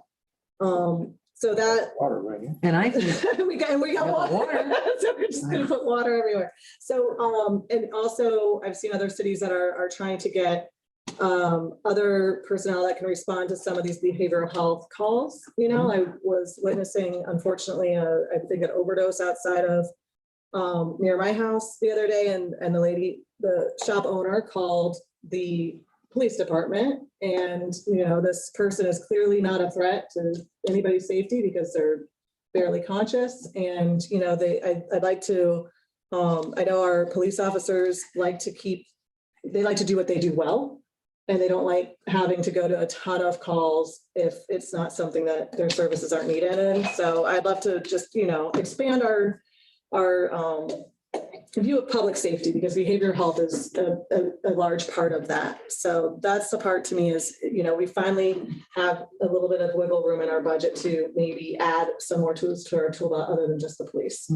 So that's exciting to me. I'd like to hire somebody to stand at every corner on Dixie Highway between Lake Avenue and 12th Avenue South and just be there watching, because I'm a little dangerous sometimes and I will see an exchange about to happen.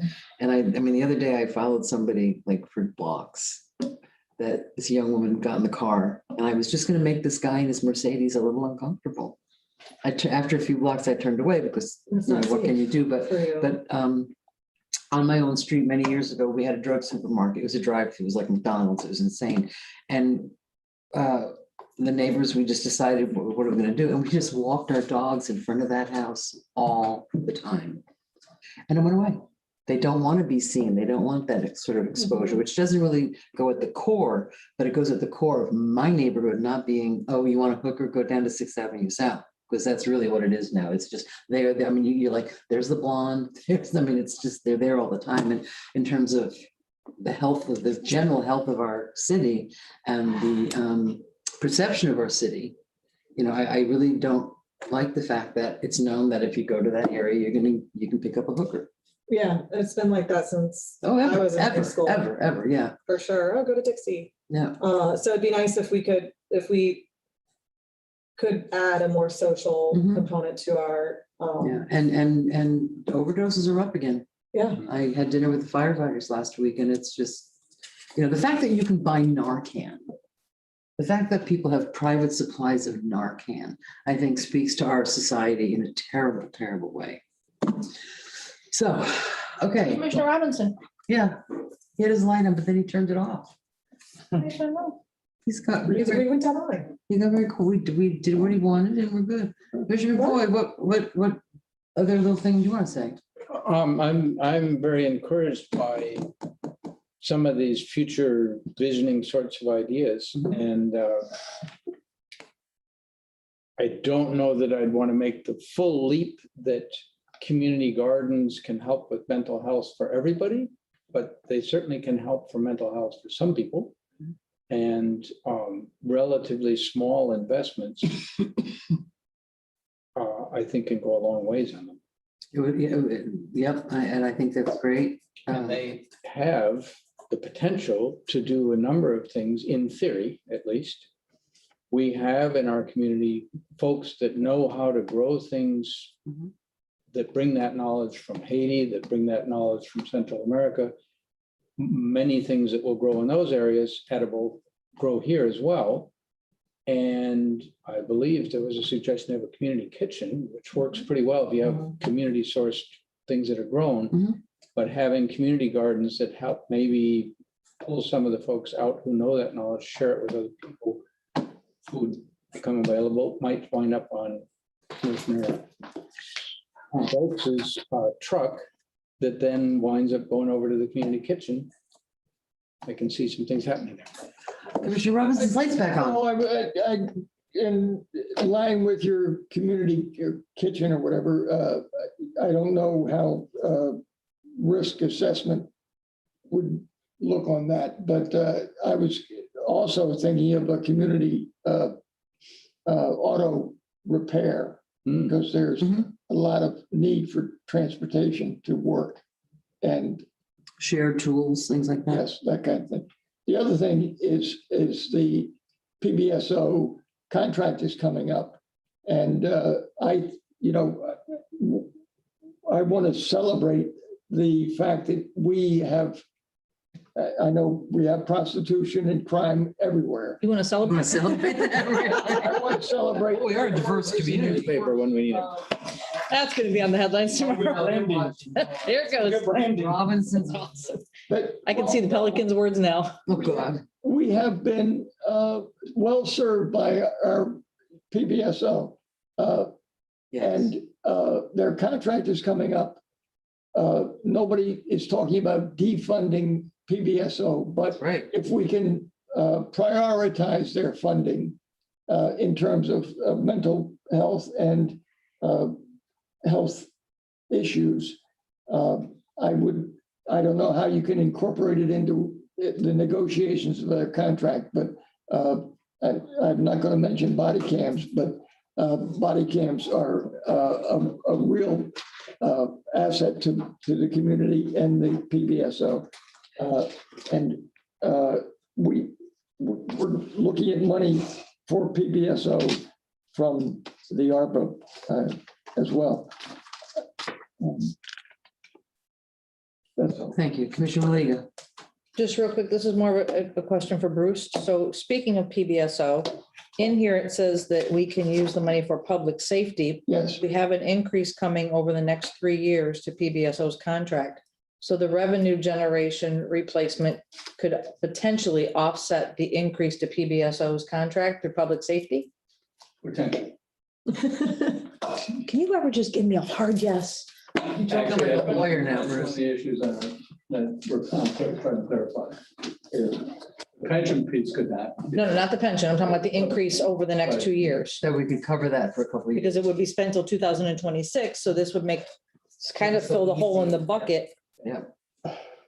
Sorry, I didn't mean to throw. I wrench think out there. there'd be increased enthusiasm, let's say, for that if somehow that included some of this behavioral mental health part.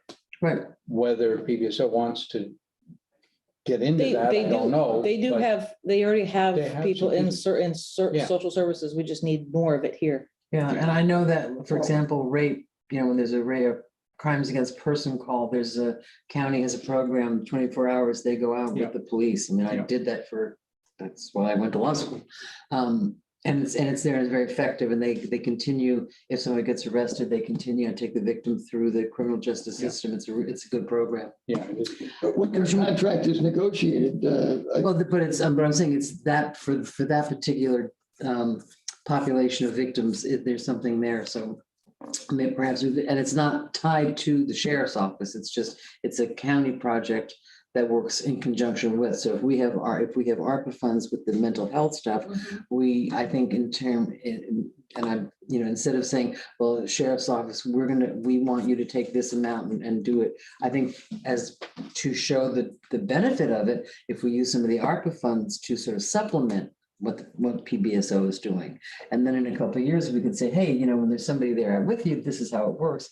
Then we have a model to show them that might be something that they would consider. Yeah. Commissioner Stokes. Yes. Right,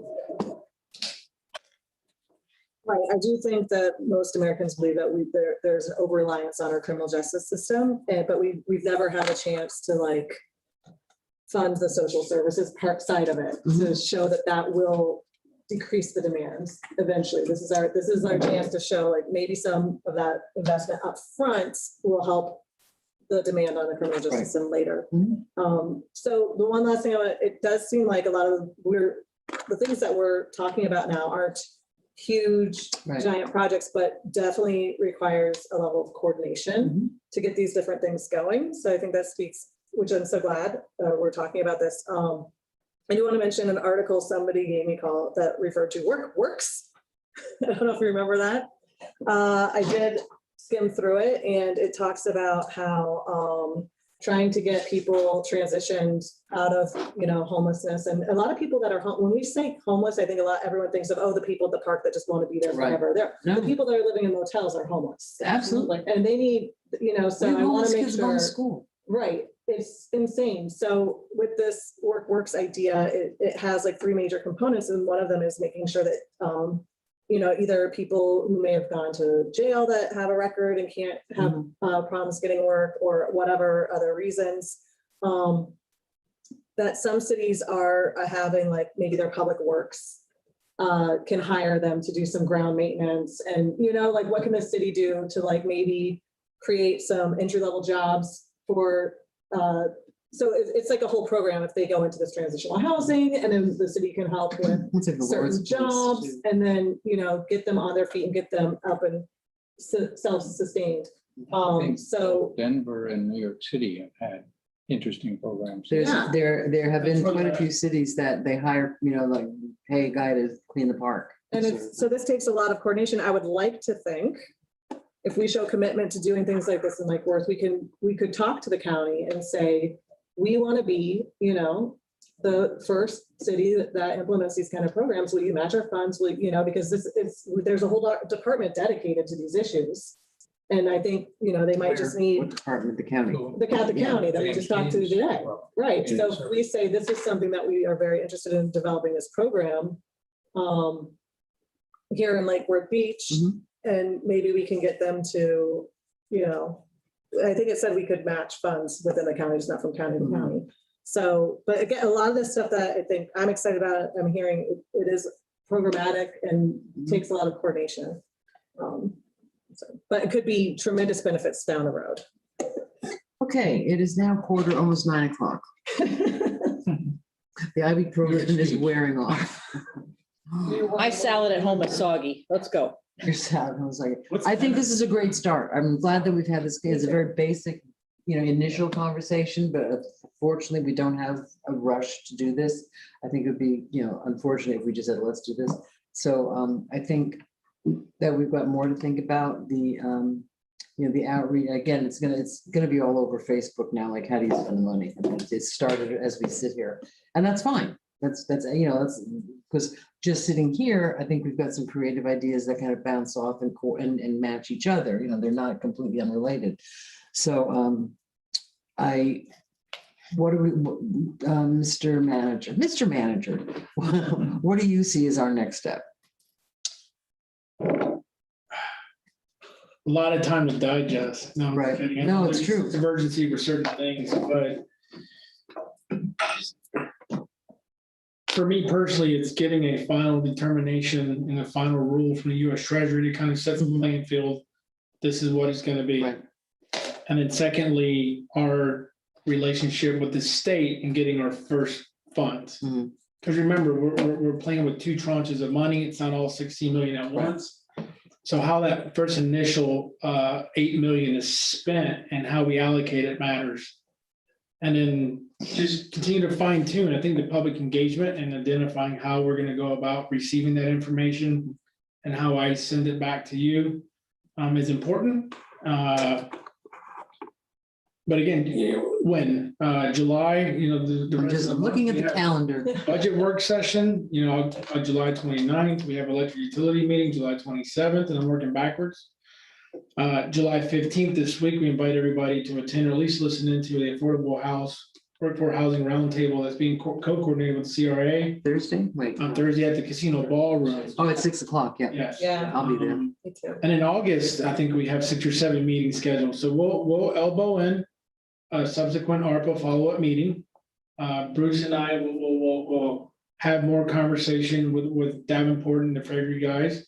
And also at the same time, Jessica and I will continue to think about how do we implement, because I'm hearing consensus about evictions and the need to do something. We'll call it rental assistance or mortgage assistance for now.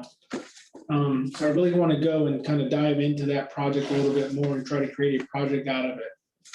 In the meantime, we'll grab the county information and do those things that we talked about earlier. Get that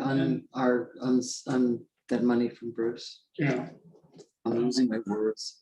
And we'll find we have some initial resources and we can come bring back a budget amendment, whatnot. I'm not worried about that, the ability to do it. So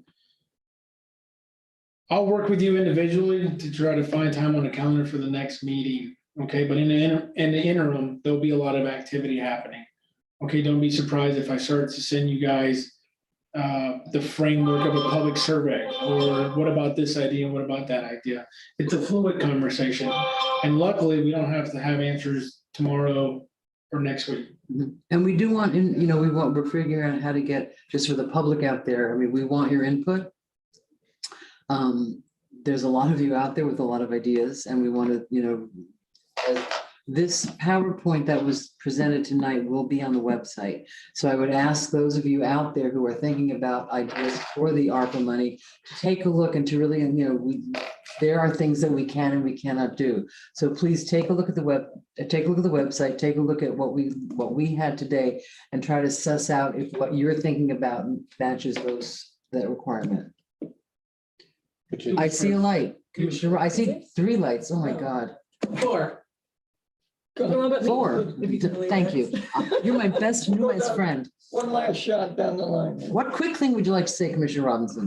That I'm over the moon, ecstatic. I am excited. I'm thrilled with the applications for the Education Committee. Yep. We have the talent, and it's just wonderful to see.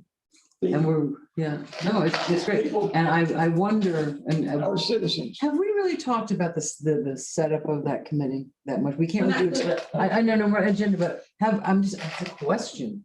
Have we said there's a certain way it's going to be, or like one person take a school? I mean, Yeah, it's 7 positions, 1 for each school. Okay, thank you. That's all I wanted to know. Don't worry, Commissioner Malika, I am stick to it.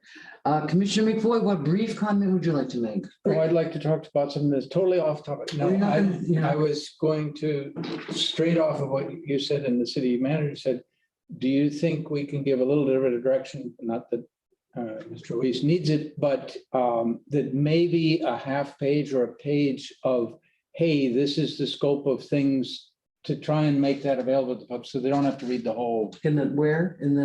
That we just start putting that together. Hey, this is the range of stuff that's in, this is the kind of thing that's out, that becomes something that as we start looking at ways of outreach, that we already have that, because I think we want to head off a little bit of the past, the 40,000 suggestions that just can't be done with this money. Yeah. And Madam Mayor, what I was going to say is the team is already in the process of building and designing the ARPA webpage, essentially on our website. Have that in. So it'll be at least on our city website. It'll be essentially located with all the information in the same fashion we did COVID. I thought, our organization performed extremely well with the information, making it available. So we'll follow the same program there, and presentations, video tutorials. We'll reshare postings from the county. Mr. Green has a video already on the county website that kind of walks people through how to apply for rental assistance. So we'll package all those things together on the website, and that'll be helpful. Okay. Commissioner Malika, last note. 2 things. Good news is that Captain Bear today and tomorrow is at body cam training and conversations and conference. So that's happening. He's there yesterday or today and tomorrow. And the other thing that I had talked to our city manager and CRA staff about is doing a business grant funding with part of the ARPA money year over year. So the CRA would kick in $100,000 or 150. They're still playing with the number every year to match whatever we put in from ARPA funds for business grants, since we didn't get the money that we applied for through Lois Frankel. Then taking that money and stretching it out over the next 4 years instead of just doing one bucket of money and making that be a continuous program citywide, not just CRA funded, but the CRA would be the fiduciary responsible of applications and such. So that's one of my other things for ARPA. Business grants. Oh, the business grants, Yes, ma'am. which I was very happy to see in our paperwork as well tonight. Yeah, so it'd be like 150 from the city of ARPA money and 100 kicked in from the CRA every year for the next 4 years. They could be applied for. They were successful at implementing a similar project. Who was? CRA. Yeah. That's All it. right, and with that, we're adjourned. Yay. Good workshop, kids. Good job, everybody. Good night, everyone. Night. Thank you. Who's still there? Let's- Yeah, hang in there, Juan.